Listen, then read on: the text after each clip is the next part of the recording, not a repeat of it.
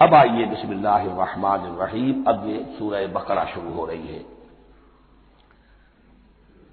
سورۃ البقرہ جو 286 آیات پر مشتمل ہے، تقریباً 2.5 پاروں پر پھیلی ہوئی ہے۔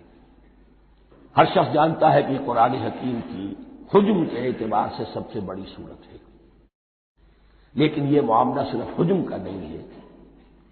نبی اکرم صلی اللہ علیہ وسلم نے اسے سنام القرآن قرار دیا ہے۔ آپ نے فرمایا لکل شیء سنام، ہر چیز کی ایک چوٹی ہوتی ہے، جیسے اونٹ کا کوہان ہوتا ہے۔ وسنام القرآن البقرہ، سنام القرآن، قرآن کی چوٹی جو ہے وہ سورۃ البقرہ ہے۔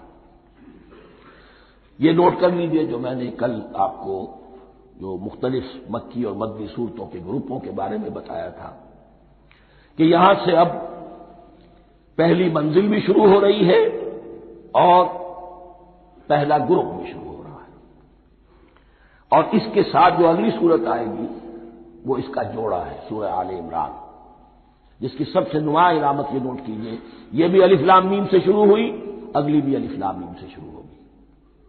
اس کے بعد 2 صورتیں مدنی اور ہیں، لیکن ان دونوں میں نہ حروف مقطعات ہے نہ کوئی اور تمہیدی کلام ہے، براہ راست خطاب سورہ نساء میں یا ایھا الناس اور سورہ مائدہ میں یا ایھا الذین آمنوا، کوئی تمہیدی بات نہیں، کوئی حروف مقطعات نہیں، براہ راست خطاب۔ وہ ایک جوڑا ہے سورہ نساء اور سورہ مائدہ، اور یہ ایک جوڑا ہے سورہ بقرہ اور سورہ آل عمران۔ سورہ بقرہ اور سورہ آل عمران کو نبی اکرم صلی اللہ علیہ وسلم نے الزہراوین بھی قرار دیا ہے۔ زہرا کہتے ہیں بڑی روشن چیز کو، یہ حضرت فاطمہ رضی اللہ تعالی عنہا کے نام کے ساتھ آتا ہے، فاطمہ الزہراء، تو زہرا بہت روشن دمکتی ہوئی شے۔ الزہراوین، یہ 2 نہایت دمکتی ہوئی صورتیں ہیں جو قیامت کے دن 2 بدلیوں کی شکل میں ظاہر ہوں گی، حضور نے فرمایا، اور جو لوگ ان صورتوں سے محبت کرتے تھے ان پر سایہ کریں گے۔ اللہم ربنا اجعلنا منہم، ہمیں اللہ تعالیٰ ان میں شامل فرما دے۔ اس سورہ مبارکہ کو 2 حصوں میں تقسیم سمجھیے۔ ویسے تو یہ کہ رکوع آئیں گے، پارے بھی بدلیں گے اس میں، لیکن حصے 2 ہیں۔ پہلے حصے میں اصل روئے سخن سابقہ امت مسلمہ سے ہے، یہود سے، بنی اسرائیل سے۔ دوسرے حصے میں اصل خطاب موجودہ امت مسلمہ سے ہے، امت محمد سے صلی اللہ علیہ وسلم۔ پہلے حصے میں 18 رکوع ہیں لیکن آیات 152 ہیں۔ دوسرے حصے میں 22 رکوع ہیں لیکن آیات 134 ہیں۔ گویا کہ اس سے آپ کو توازن نظر آئے گا کہ اگرچہ ادھر رکوعوں کی تعداد کم ہے 18، لیکن آیات کی تعداد زیادہ ہے 152۔ دوسرے حصے میں رکوعوں کی تعداد زیادہ ہے 22، لیکن آیات کی تعداد 134۔ اسی لیے اس کا ایک نام میں نے تجویز کیا ہے، وہ اس لیے تاکہ کچھ حقائق آپ کے ذہنوں میں ان ناموں کے حوالے سے بھی انشاءاللہ محفوظ ہو جائیں گے۔ سورۃ الامتین، 2 امتوں کی سورت، اس لیے کہ تقریباً نصف اس کی ساری بحث جو ہے، مرکزی بحث، وہ سابقہ امت مسلمہ بنی اسرائیل، اور دوسرا نصف اس میں سارا خطاب وہ ہے موجودہ امت مسلمہ یعنی امت محمد صلی اللہ علیہ وسلم۔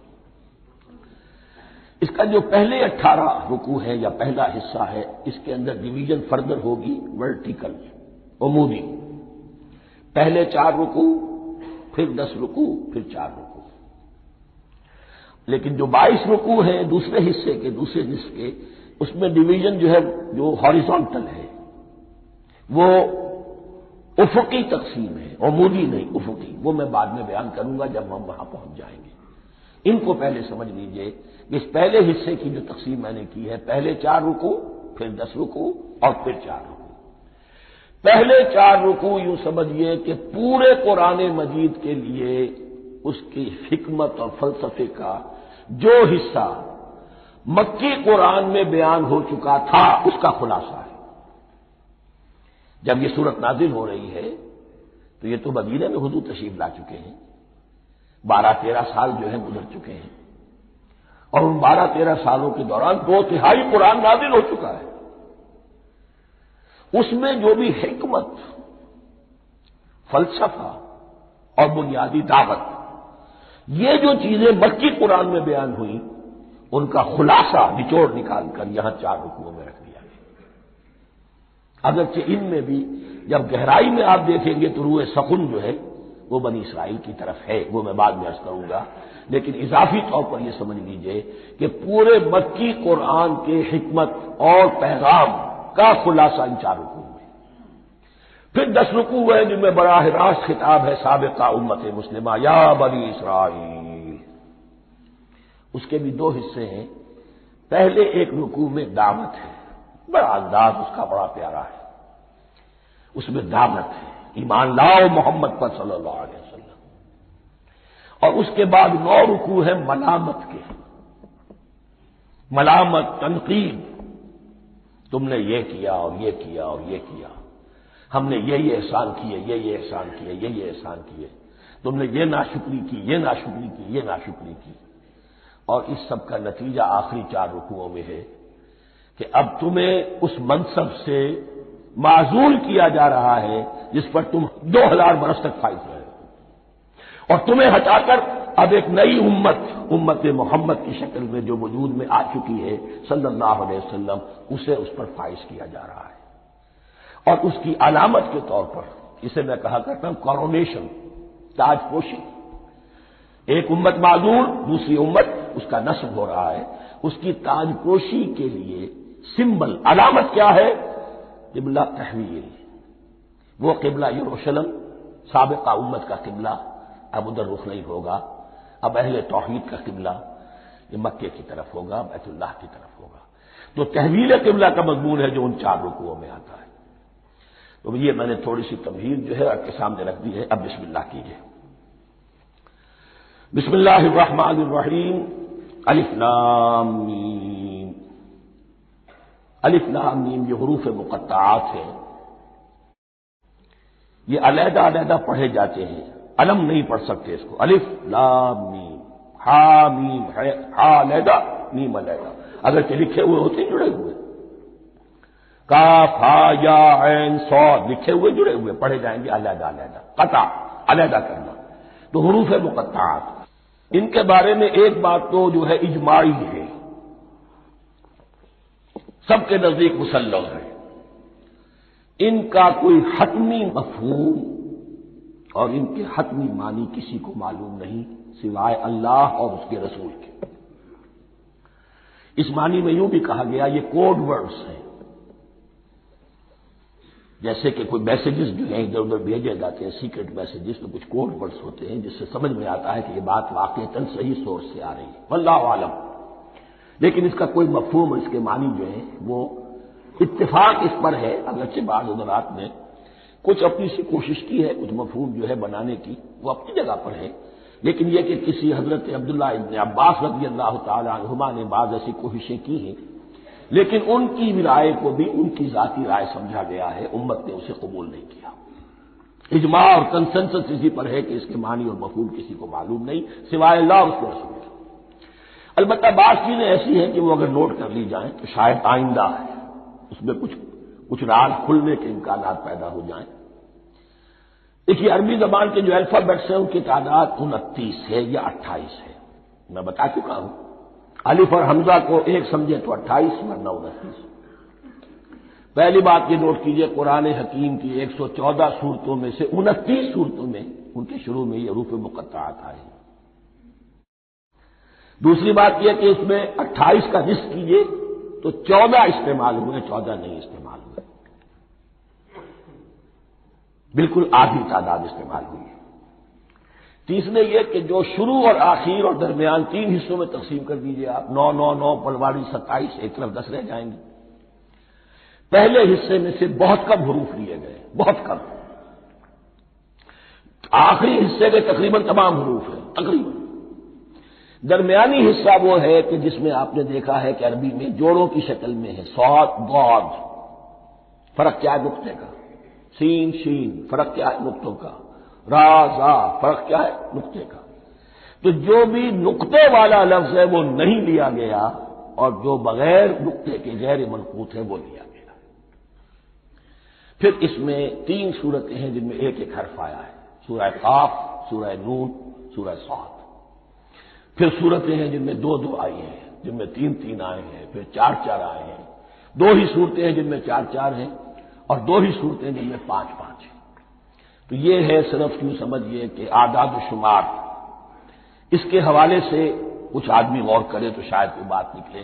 باقی وہ مثال میں آپ کو بتا دیتا ہوں کہ حضرت عبداللہ ابن عباس نے ایک رائے ظاہر کی کہ الف لام میم در حقیقت ایک جملے کا خلاصہ ہے۔ انا اللہ اعلم، پہلا لفظ انا، اس کا الف لے لیا، درمیانی لفظ اللہ، اس کا درمیانی لام لے لیا، تیسرا لفظ اعلم، یہ آخری لفظ ہے، آخری حرف میم لے لیا، انا اللہ اعلم، میں اللہ جانتا ہوں، واللہ اعلم، واقعتاً اللہ ہی جانتا ہے۔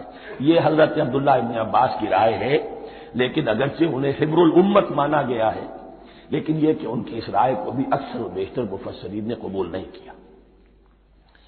اب جو پہلے 2 رکوع ہیں اس سورہ بقرہ کے، ان کے بارے میں تعویل عام اور تعویل خاص کا ایک بڑا بنیادی فرق ہے جو نوٹ کر لینا چاہیے۔ جس وقت یہ صورت نازل ہو رہی ہے، میں عرض کر چکا ہوں کہ 12 سال ہو چکے تھے حضور کو اپنا فریضہ نبوت و رسالت ادا کرتے ہوئے۔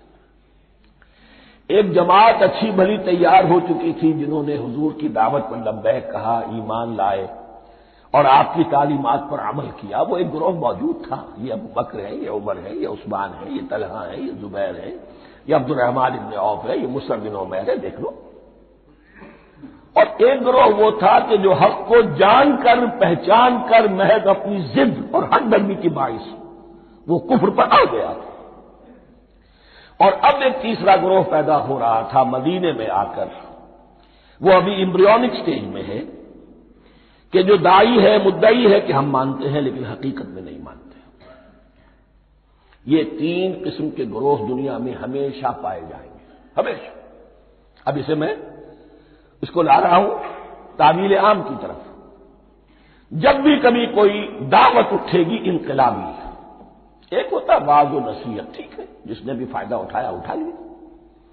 ایک ہوتی ہے دعوت انقلابی، وہ انقلابی دعوت کا ہدف ہوتا ہے نظام کو بدلنا۔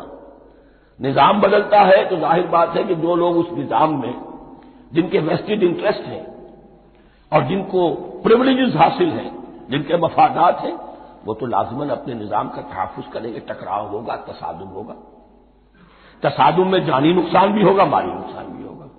یہ گویا کہ کسی انقلابی دعوت کے لوازم ہیں، اگر یہ شے نہ ہو تو دعوت انقلابی ہے ہی نہیں۔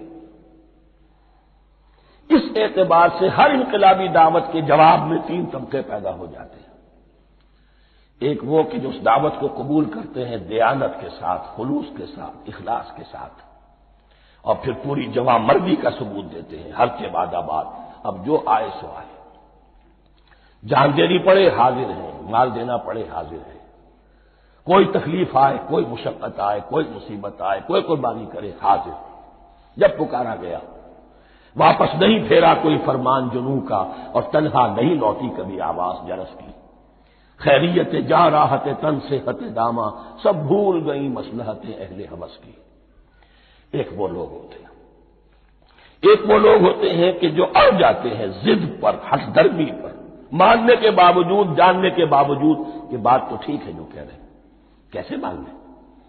ہماری سیادت، ہماری چودراہٹ، ہمارے مفادات، ہمارے یہ ساری چیزیں، ان سب کے اوپر زد پڑ رہی ہے۔ یہ لوگ اڑ جاتے ہیں، اور پھر کوئی دعوت، کوئی نصیحت، کوئی مزید افہام و تفہیم ان کے حق میں مفید نہیں ہوتی۔ اس لیے کہ صحیح بات ہے جو کہتے ہیں کہ سوتے کو تو جگایا جا سکتا ہے، جاگتے ہو کیسے جگائیں؟ کوئی سویا ہوا ہے تو آپ بھی جگا دیں گے، جو جاگا ہوا ہے لیکن وہ بنا ہوا ہے، وہ اٹھنے کو تیار ہی نہیں ہے، تو آپ کیسے اٹھا دیں گے اس کو؟ تو جو لوگ جان بوجھ کر حق کو پہچان کر رد کر دیتے ہیں، پھر ان کے حق میں کوئی دعوت، کوئی نصیحت، کوئی تبلیغ، کوئی انذار، کوئی تبشیر مفید نہیں ہوتی۔ تیسرا درجہ ایسے لوگوں کا ہوتا ہے جو یا تو شروع میں آتے ہی شرارت کے ارادے سے، کوئی مصلحت ہے جس کی وجہ سے اس دعوت کو قبول کر لیا، کوئی ذاتی منفعت ہے جس کے لیے قبول کر لیا، یا یہ کہ شروع میں تو اخلاص کے ساتھ آتے ہیں لیکن جب قربانی دینے کا وقت آتا ہے تو ان کے اندر سیرت و کردار کی وہ مضبوطی نہیں ہوتی کہ ہر بعد آباد، یہ نہیں ہوتی، وہ پھر ڈگمگاتے رہتے ہیں، کبھی کچھ چلے پھر کہیں چھٹک کر رہ گئے، پھر کہیں کچھ چلے پھر چھٹک کر رہ گئے۔ یہ تیسرا طبقہ ہے کہ جو کہتا ہے دعوی مدعی ہے کہ ہم نے مانا ہے، قبول کیا ہے، بات ٹھیک ہے، کچھ تھوڑا بہت چلتے بھی، لیکن جہاں مشکل آئی چھٹک کر کھڑے ہو گئے، عہدے منہ گر پڑے۔ یہ تیسرا طبقہ ہے۔ اس کے لیے لفظ ہمارے ہاں منافقین بھی ہے، لیکن اس رکوع میں آ کر ابھی ان 4 رکوعوں میں نہیں بلکہ سورہ بقرہ میں مکمل میں بھی کہیں نفاق کا لفظ نہیں آیا ہے، اس لیے کہ اسے مرض سے تعبیر کیا گیا۔ یہ مرض ہے ایک، اور اس مرض کے ذریعے سے لوگوں کے اندر جو ہے وہ ایک نفاق کا بیج پڑ رہا ہے، جو ظاہر ہوگا تو منافقت پوری کی پوری کھل کر سامنے آ جائے گی۔ روگ ہے انسانی شخصیت کا، اس حوالے سے وہ تیسری، اور یہ چونکہ اہم ترین حصہ تھا اور یہ مرض اب شروع ہو رہا تھا، مدینے میں، مکے میں نہیں تھا، لہذا زیادہ تفصیل سے اس کے بارے میں گفتگو ہوئی۔ اعوذ باللہ من الشیطان الرجیم، بسم اللہ الرحمن الرحیم، الف لام میم، ذالک الکتاب لا ریب فیہ، صدق اللہ العظیم۔ الف لام میم حروف مقطعات ہیں جن کے بارے میں عرض کر چکا ہوں۔ ذالک الکتاب لا ریب فیہ، یہ وہ کتاب ہے اس میں کوئی شک نہیں۔ الکتاب اس لیے کہا گیا ہے کہ قرآن مجید کی پیشین گوئیاں اور خوشخبریاں سابقہ کتابوں میں موجود تھیں، اور کیونکہ اس سورہ مبارکہ میں اصل خطاب کا رخ جو ہے وہ ہے سابقہ امت مسلمہ کی طرف، تو ذالک کتاب نہیں کہا گیا، ذالک کتاب لا ریب فیہ نہیں، ذالک الکتاب، یہ وہ کتاب ہے، کتاب موعود ہے جس کی پیشن گوئیاں تورات اور انجیل میں موجود تھیں۔ لا ریب فیہ، اس میں کوئی شک نہیں۔ حرف اورا ریب، نئے، تبدیل، نئے، یہی الفاظ آئے ہیں سورہ سجدہ کے شروع میں بھی، الف لام میم تنزیل الکتاب لا ریب فیہ رب العالمین، لا ریب فیہ من رب العالمین، فیہ ھدی للمتقین۔ فیہ دونوں طرف مل سکتا ہے، لا ریب فیہ اسے معانقہ کہتے ہیں، لا ریب فیہ پڑھیں گے تو ھدی سے شروع کر دیں گے، لا ریب پر ختم کر دیں گے تو فیہ ھدی للمتقین، یہ دونوں معنی درست ہوں گے۔ آپ کو مل جائے گا جو قرآن شریف لے کر بیٹھے ہوئے ہیں کہ حاشیے میں معانقہ نمبر 1 لکھا ہوا ہے، معانقہ عند المتاخرین۔ ھدی للمتقین یہ ہدایت ہے، رہنمائی ہے اہل تقویٰ میں جو بچنا چاہیں۔ تقویٰ کا اصل مفہوم سمجھ لیجئے، بقا یقی کسی کو بچانا، تقویٰ خود بچنا۔ جن لوگوں کے اندر فطرت سلیمہ ہوتی ہے ان میں اخلاقی حس موجود ہوتی ہے، وہ بری چیز سے بچنا چاہتے ہیں، بھلی کو حاصل کرنا چاہتے ہیں، وہ لوگ ہیں کہ جو گویا کہ اس قرآن کا اصل مخاطب ہے، وہی اس سے استفادہ کر سکیں گے۔ الذین یؤمنون بالغیب، اب ان کے کچھ اوصاف، یہ اصل میں بہت زیادہ واضح ہوتا ہے تعویل خاص کے اعتبار سے کہ دیکھ لو درخت کو اپنے پھل سے پہچانتے ہیں، اس قرآن کے پھل موجود ہیں نا، یہ ابو بکر اور عمر اور عثمان اور علی کون ہیں؟ یہ جو مہاجرین آئے ہیں چل کر، مدینے والوں دیکھو یہ کون ہیں، ان کی شخصیتیں کیا ہیں، ان کا کردار کیا ہے، ان کا اوصاف کیا ہے، یہ کس درخت کے پھل ہیں؟ یہ اس بینہ کے پھل ہیں، یہ اس ذکرہ کے پھل ہیں۔ بینہ رسول من اللہ یتلو صحفا مطہرۃ فیہا کتب قیمہ، یہ اس شجرہ مبارکہ کے پھل ہیں، دیکھ لو ان کے کیا شب و روز ہے، الذین یؤمنون بالغیب، جو غیب پر ایمان رکھتے ہیں۔ تعویل عام کے اعتبار سے اس کا بہت اہم مفہوم ہوگا، جو یہ طے کر لے کہ سوائے مادے کی دنیا کے مجھے اس سے آگے جانا ہی نہیں، unless I can verify۔ آپ کو معلوم ہے کہ میٹیریل جو حقائق ہے وہ تو آپ ویریفائی کر سکتے ہیں، آنکھ سے دیکھ سکتے ہیں، کان سے سن سکتے ہیں، ویریفائڈ ہے۔ جو یہ سمجھ لے گا کہ اس کے بیونڈ کچھ نہیں ہے، اس کے لیے قرآن میں کوئی ہدایت نہیں۔ ہدایت قرآنی کا نقطہ آغاز یہ ہے کہ انسان یہ سمجھ لے کہ جو اصل حقیقت ہے وہ مستور ہے، نگاہوں سے چھپی ہوئی ہے۔ سامنے جو کچھ نظر آ رہا ہے، ایک انگلستان کے بہت بڑے فلسفی کی کتاب کا عنوان ہے appearance and reality, reality and appearance, Bradley کی کتاب۔ اپیئرنس جو کچھ نظر آ رہا ہے یہ حقیقت نہیں، حقیقت اس کے پیچھے ہے۔ اور کنفیوشس کا ایک جملہ ہے جو بہت بڑا حکیم اور فلسفی تھا، چین کا بہت بڑا حکیم اور فلسفی، اور ہو سکتا ہے کہ نبی ہو، واللہ اعلم، ہم کہہ نہیں سکتے۔ اس کی تعلیم بڑی اخلاقی تعلیم ہے، اور اس کا جملہ سنیے، یہ یؤمنون بالغیب کی اس سے زیادہ صحیح تصریح ممکن نہیں۔ There are certain things, there's nothing more real than what cannot be seen. And there's nothing more certain than what cannot be heard. وہ حقائق جو آنکھوں سے نہیں دیکھے جا سکتے اور کانوں سے نہیں سنے جا سکتے، ان سے زیادہ یقینی اور واقعی حقائق اور کوئی نہیں۔ There's nothing more real than what cannot be seen. And there's nothing more certain than what cannot be heard.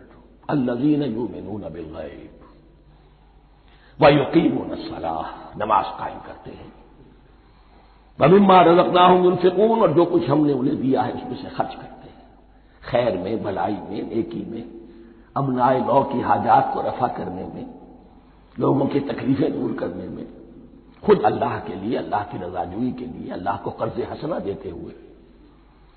والذین یؤمنون بما انزل الیک وما انزل من قبلک، اور وہ کہ جو ایمان رکھتے ہیں اس پر بھی جو آپ پر نازل کیا گیا ہے محمد صلی اللہ علیہ وسلم، اور اس پر بھی کہ جو آپ سے پہلے نازل کیا گیا۔ یہ بہت اہم الفاظ ہیں، اس لیے کہ عام طور پر آج کل ہمارے ہاں یہ خیال پھیلا ہوا ہے کہ یہ تورات اور انجیل کے پڑھنے کا کوئی فائدہ نہیں، کوئی ضرورت نہیں، کوئی ضرورت نہیں کی حد تک تو شاید بات صحیح ہو، لیکن کوئی فائدہ نہیں، یہ بالکل غلط ہے۔ یہ ابتدا ہے قرآن کی، اور کس قدر اہتمام کے ساتھ کہا جا رہا ہے، ایمان صرف قرآن پر نہیں، اس پر بھی کہ جو اس سے پہلے نازل کیا گیا۔ اور سورہ نساء کی آیت، اور سورہ نساء نازل ہوئی ہے کہیں جا کر سن 6 ہجری میں، یا ایھا الذین آمنوا آمنوا باللہ ورسولہ والکتاب الذی نزل علی رسولہ والکتاب الذی انزل من قبل۔ تو اس سے ایمان جو ہے تورات پر اور انجیل پر اور زبور پر اور صحف ابراہیم پر، اجمالی ایمان کی جو اہمیت ہے اس کو اچھی طرح سمجھ لیجیے۔ البتہ یہ ہے کہ چونکہ ہم سمجھتے ہیں اور جانتے ہیں کہ ان کتابوں میں تحریف ہو گئی ہے، لہذا ان کتابوں کی کوئی شے قرآن پر حجت نہیں ہوگی، جو چیز قرآن سے ٹکرائے گی ہم اس کو رد کر دیں گے، ان کتابوں کی کسی شے کو دلیل کے طور پر نہیں لائیں گے۔ لیکن جہاں قرآن مجید کی کسی بات کی نفی نہ ہو رہی ہو تو بہت سے حقائق ہمیں ان کتابوں ہی سے ملتے ہیں۔ انبیاء کے مابین جو زمانی ترتیب ہے، کرونالوجیکل آرڈر جو ہے، وہ تو ہمیں تورات سے ملتا ہے، قرآن میں تو نہیں۔ قرآن میں کبھی حضرت نوح کا ذکر بعد میں ہے، حضرت موسیٰ کا پہلے، وہ وہاں تو کسی اور پہلو سے ترتیب آتی ہے، لیکن وہاں ہمیں تاریخ ملتی ہے، ابراہیم کی، اسحاق کی، یعقوب کی، انبیاء بنی اسرائیل کی، موسیٰ کی، عیسیٰ کی، یہ ساری چیزیں۔ تو اس کی اہمیت جو ہے اس کو سمجھ لیجئے۔ والذین یؤمنون بما انزل الیک وما انزل من قبلک وبالآخرۃ هم یوقنون، آخرت پر وہ یقین رکھتے ہیں۔ نوٹ کرنے والی بات کیا ہے کہ باقی سب چیزوں کے لیے لفظ ایمان آیا، آخرت کے لیے ایقان کیوں؟ واقعہ یہ ہے کہ انسان کے عمل کے اعتبار سے سب سے زیادہ مؤثر شے ایمان بالآخرہ ہے۔ ایمان بالآخرہ ہے تو عمل سیدھا رہے گا کہ ہاں مجھے جواب دہی کرنی ہے، جانا ہے، اٹھنا ہے، اللہ کے حضور حاضری ہے۔ اگر یہ یقین ہے تو عمل صحیح ہوگا۔ اس میں کمی ہو گئی تو توحید جو ہے وہ بھی بس ایک عقیدہ، ایک ڈوگما بن کے رہ جائے گی۔ ایمان بالرسالت بھی بدعات کو جنم دے گا، عید میلاد نبی بنا لیجئے اور کچھ عشقیہ اشعار کہہ دیجئے، نعتیہ اشعار کہہ دیجئے، اللہ اللہ خیر صلی اللہ، یہ ایمان بالرسالت کے مظہر ہوں گے۔ عمل انسان کا درست ہوتا ہے آخرت کے یقین کے ساتھ.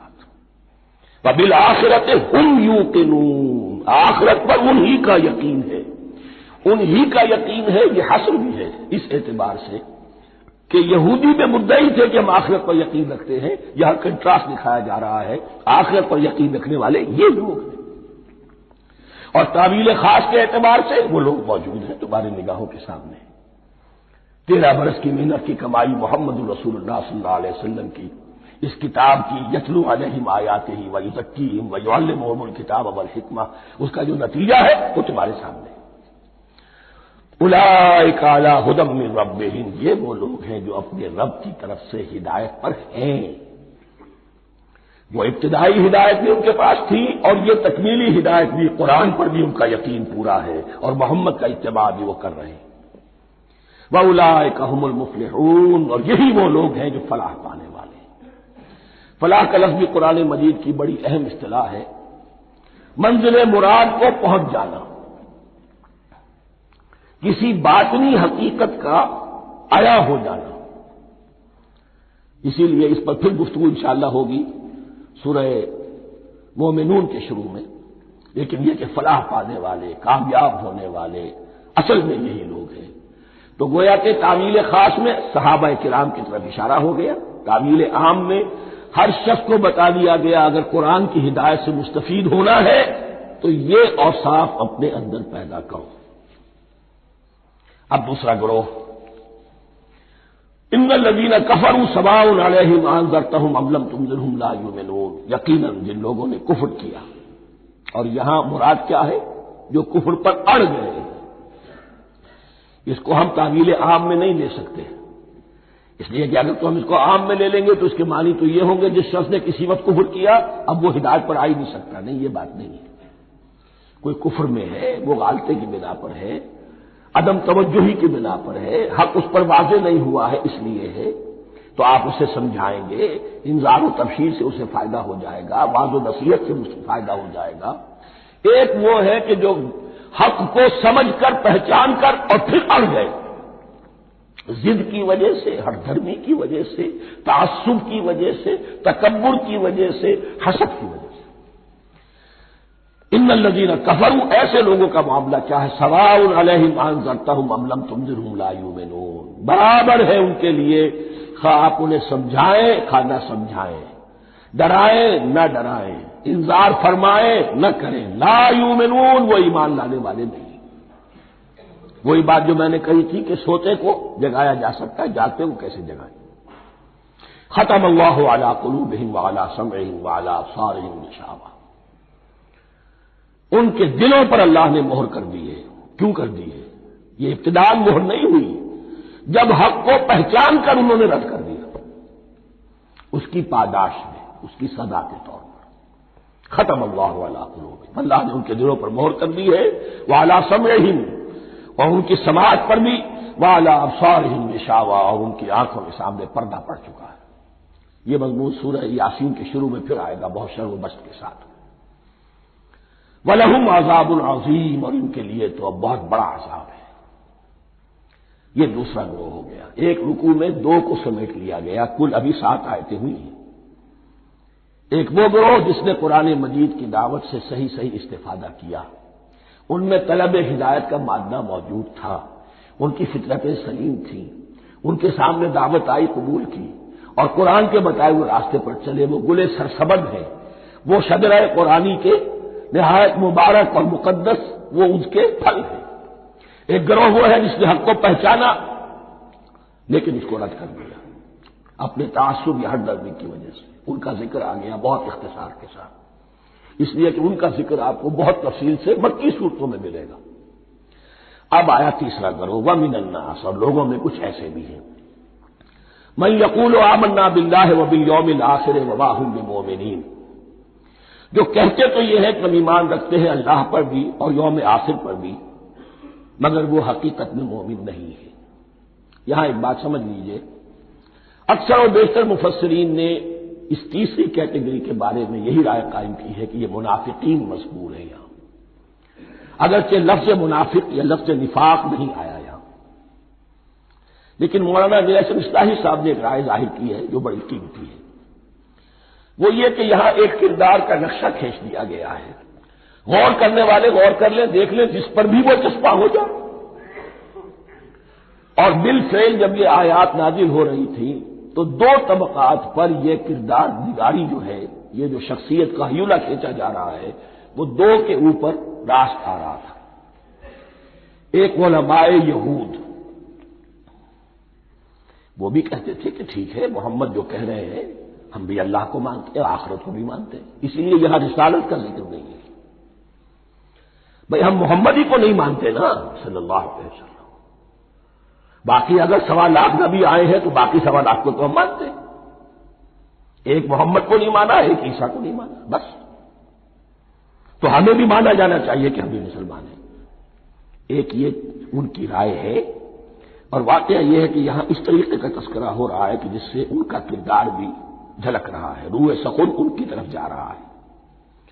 مجھے یاد ہے اپنی 10ویں جماعت کے زمانے میں دہلی میں نے دیکھا تھا کہ ناٹ سرکس وہاں کا ایک بڑی مارکیٹ ہوتی تھی، تو جوتے کی دکان پہ بہت بڑا جوتا لٹکایا ہوا تھا، بہت بڑا، اور لکھا تھا free to home it fits, جس کے پاؤں میں یہ ٹھیک ٹھیک آ جائے وہ لے جائے۔ تو یہ free to home it fits ہے، ایک کردار ہے۔ اب یہ کردار جس کے اوپر بھی فٹ بیٹھ جائے، ان میں یقیناً زیادہ تو غلبہ یہی ہے جو مفسرین کی رائے ہے، منافقین کا معاملہ جو ہو رہا ہے، لیکن یہ کردار بعین نہیں فٹ بیٹھ رہا ہے یہود کے علماء پر۔ اور یہ بھی نوٹ کر لیجئے کہ جو مدینہ منورہ میں نفاق کا جو پودا پروان چڑھا ہے، بلکہ پودا نہیں کہنا چاہیے، جھاڑ جھکاڑ جو پروان چڑھا ہے، وہ یہودیوں کے زیر اثر، جیسے جنگل کے اندر بڑے بڑے درخت بھی ہوتے ہیں اور اندر جو ہے نیچے جھاڑیاں بھی ہوتی ہیں، تو یہ نفاق کا جھاڑ جھکاڑ جو ہے وہ یہودی علماء کا جو پودا تھا اور بہت بڑا تھا، اس میں کوئی شک نہیں، اس کے سائے میں پروان چڑھا ہے۔ ان دونوں میں معنوی ربط بھی ہے۔ وَمِنَ النَّاسِ مَن يَقُولُ آمَنَّا بِاللَّهِ وَبِالْيَوْمِ الْآخِرِ وَمَا هُم بِمُؤْمِنِينَ، اور لوگوں میں سے کچھ ایسے بھی ہیں جو کہتے تو یہ ہے کہ ہم ایمان رکھتے ہیں اللہ پر اور یوم آخر پر، لیکن وہ مومن نہیں ہیں۔ يُخَادِعُونَ اللَّهَ وَالَّذِينَ آمَنُوا وَمَا يَخْدَعُونَ إِلَّا أَنفُسَهُمْ، وہ دھوکہ دینے کی کوشش کر رہے ہیں اللہ کو اور اہل ایمان کو۔ لیکن یخادعون جو ہے یہ باب مفعلہ ہے، باب مفعلہ میں کشمکش ہوتی ہے، کشاکش ہوتی ہے، لہذا ترجمہ میں نے کیا کوشش کر رہے ہیں۔ وما یخدعون الا انفسهم، یہ ثلاثی مجرد میں آ گیا، اور نہیں دھوکہ دے رہے مگر صرف اپنے آپ کو، یہ یقینی ہے اپنے آپ کو تو دھوکہ دے رہے ہو، لیکن یہ کہ اللہ اس کے رسول کو اور اللہ اور اہل ایمان کو دھوکہ نہیں دے سکتے۔ سورہ نساء کی آیت نمبر 142 میں یہ کھل کر منافقین کے بارے میں یہی الفاظ آئے ہیں، ان المنافقین یخادعون اللہ وہو خادعهم، یقیناً منافقین جو ہے وہ اللہ کو دھوکہ دینے کی کوشش کر رہے ہیں اور اللہ انہیں دھوکہ دے رہا ہے۔ فی قلوبہم مرض، ایک لفظ اور رہ گیا، وما یشعرون، انہیں اس کا شعور نہیں ہے۔ یہ بہت اچھی طرح نوٹ کر لیجیے، منافقین کی بھی اکثریت وہ تھی جنہیں اپنے نفاق کا شعور نہیں تھا، وہ اپنے تئیں سمجھتے تھے اپنے آپ کو مسلمان، وہ کہتے تھے یہ بے وقوف لوگ ہیں، محمد رسول اللہ کے بارے میں کہتے تھے یہ خام خواہ جو ہے انہوں نے لڑائی بھڑائی مول لے لی ہے اہل مکہ کے ساتھ، کیا ضرورت ہے، امن کے ساتھ جو ہے بات کرنی چاہیے۔ وہ سمجھتے تھے کہ ہم خیر خواہ ہیں، ہم بھلی بات کہہ رہے ہیں، یہ بے وقوف لوگ ہیں، دیکھتے نہیں کہ کس سے ٹکرا رہے ہیں، ہاتھ میں اسلحہ نہیں ہے اور لڑائی کے لیے جا رہے ہیں، تو بے وقوف تو یہ ہے۔ لیکن وہ سمجھتے تھے کہ ہم تو بڑے مخلص ہیں، ہم مصلح ہیں، تو ما یشعرون بہت ضروری ہے۔ بعض لوگ منافق ایسے بھی تھے کہ جو اسلام میں داخل ہی ہوتے تھے دھوکہ دینے کی خاطر، اور ان پہ پہلے دن سے واضح ہوتا تھا کہ ہم مسلمان نہیں ہیں، ہم نے اسلام کا لبادہ اوڑھا ہے صرف دھوکے کے لیے۔ اس کا ایک ذکر سورہ آل عمران میں آئے گا، لیکن اکثر و بیشتر منافقین دوسری طرح کے تھے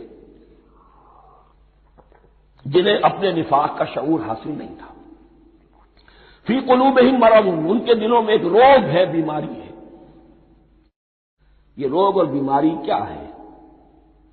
ایک لفظ میں اس کو تعبیر کیا جائے، کردار کی کمزوری۔ Weakness of character. ایک شخص وہ ہوتا ہے کہ جو سمجھتا ہے یہ حق ہے، حق سے بعد آباد، اب جو ہو سو ہو. ایک حق کو حق پہچان کر رد کر دیتا ہے، وہ کافر ہو گیا. ایک حق کو حق پہچان کر آیا تو صحیح، لیکن ویکنیس آف کیریکٹر کی وجہ سے قوت ارادی کمزور ہے. آخرت بھی چاہتے ہیں، دنیا کو بھی ہاتھ سے دینے کو تیار نہیں. یہاں کا بھی کوئی نقصان نہ ہو اور آخرت کا بھی سارا بھلا ہمیں مل جائے. یہ وہ لوگ ہیں در حقیقت کہ اس کو کہا روگ. فی قلوبہم مرض فزادہم اللہ مرضا، تو اللہ نے ان کے مرض میں اضافہ کر دیا. یہ اللہ کی سنت ہے. آپ حق پر چلنا چاہیں، حق کا راستہ آپ کے لیے آسان کر دے گا. آپ برائی کی طرف جانا چاہیں، بڑی سے بڑی برائی آپ کے لیے ہلکی ہوتی چلی جائے گی. کوئی خاص بات ہی نہیں، چلو یہ بھی کر گزرو، جب یہ کر لیا تو یہ بھی کر گزرو. اور اگر آپ بین لٹکنا چاہیں تو اللہ اسی پہ چھوڑ دیتا ہے. ٹھیک ہے، آپ سمجھتے ہیں ہم کامیاب ہو رہے ہیں. ہم نے مسلمانوں کو بھی دھوکہ دے لیا، وہ ہمیں مسلمان سمجھتے ہیں. اور یہودیوں کو بھی دھوکہ دے لیا، وہ سمجھتے ہیں کہ ہم ان کے ساتھی ہیں، تو سمجھا کامیاب ہو رہے ہیں. حقیقت میں کامیابی نہیں. فی قلوبہم مرض فزادہم اللہ مرضا ولہم عذاب علیم بما کانوا یکذبون، اور ان کے لیے تو دردناک عذاب ہے. عذاب العظیم کا لفظ آیا تھا اوپر کفار کے لیے، وَلَهُمْ عَذَابٌ عَظِيمٌ 7ویں آیت ختم ہوئی. اور عذاب علیم کا لفظ آیا یہاں، ان کے لیے دردناک المناک عذاب ہے. بما کانوا یکذبون، بسبب اس جھوٹ کے جو وہ بول رہے تھے. وَإِذَا قِيلَ لَهُمْ لَا تُفْسِدُوا فِي الْأَرْضِ، اور جب ان سے کہا جاتا تھا مت فساد کرو زمین میں. مراد کیا ہے اس سے؟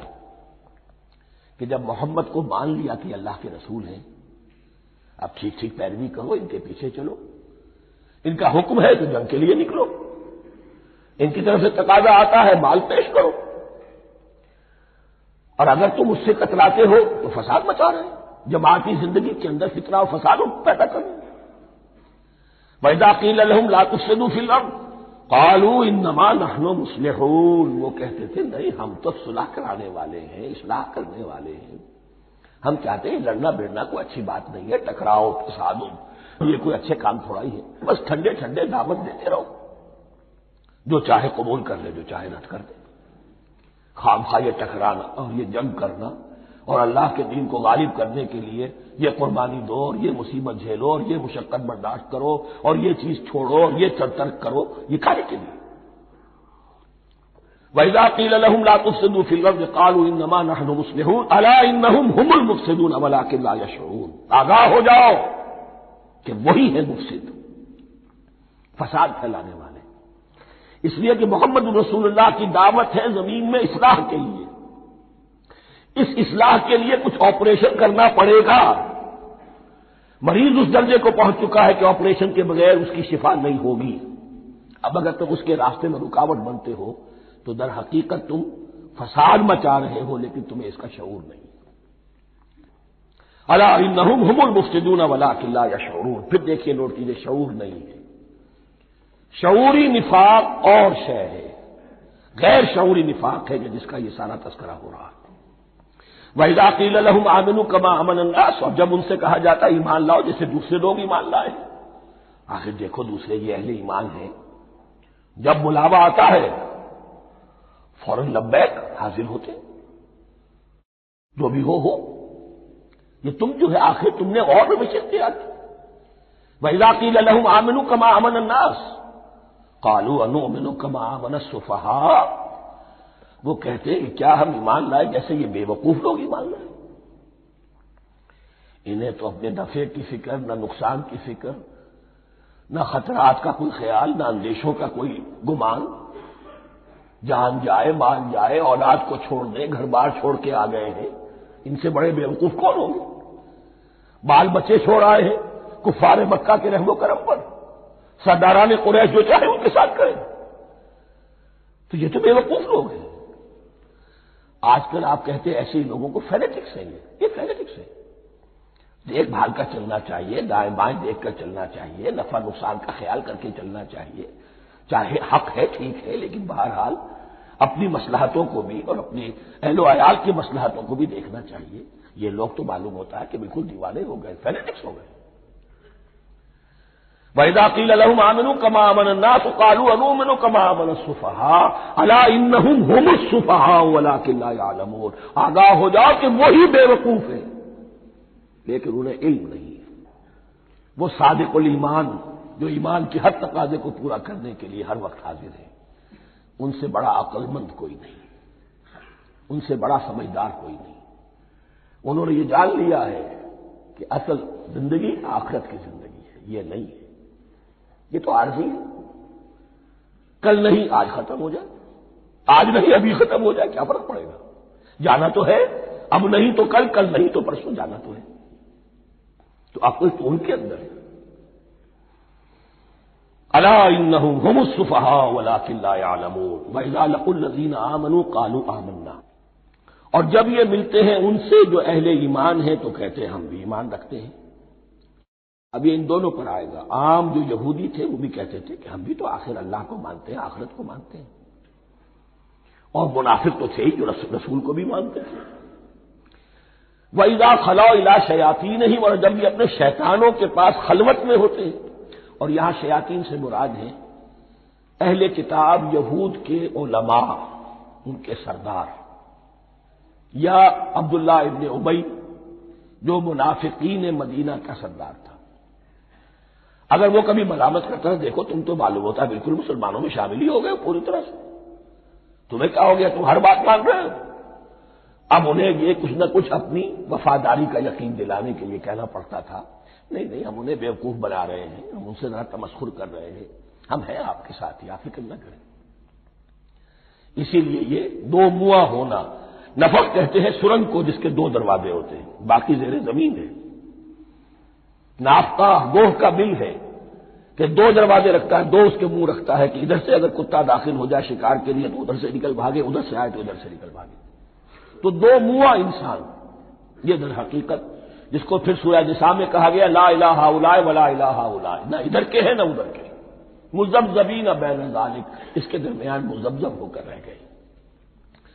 یہ شیطان کا لفظ یہاں سمجھ لیجئے کہ اس کے دو رائے ہیں کہ یہ شطنہ سے بنا ہے یا شات سے بنا ہے، شین الف توئے یا شین طا نون۔ شطنہ کے معنی تباعدا، کو بہت دور ہو گیا، دور ہو گیا۔ شیطان سے مراد جو اللہ کی رحمت سے بہت دور ہو گیا۔ اور شاتا یشیتوں کے معنی ہے احترق غضبا وحسدا، کوئی شخص غصے اور حسد کے اندر جل رہا ہو، وہ شاتا یشیتو ہے۔ اس سے فعلان کے وزن پر، رحمان کے وزن پر، غضبان کے وزن پر شیطان، یعنی وہ کہ جو حسد اور غضب کی آگ میں جل رہا ہے۔ تو یہ ایک تو شیطان وہ ہے کہ جو جنات میں سے ہے، جس کا نام عزازیل تھا پہلے، اب ہم اسے ابلیس کے نام سے جانتے ہیں، وہ ایک شیطان ہے، جنی ہے۔ پھر یہ کہ جو بھی اس کے پیروکار ہیں دنیا میں انسانوں میں سے ہو یا جنات میں سے ہو، وہ بھی شیاطین ہیں۔ اسی طرح اہل کفر، اہل زیغ کے جو بڑے بڑے سردار ہوتے ہیں ان کو بھی شیطان سے تعبیر کیا گیا۔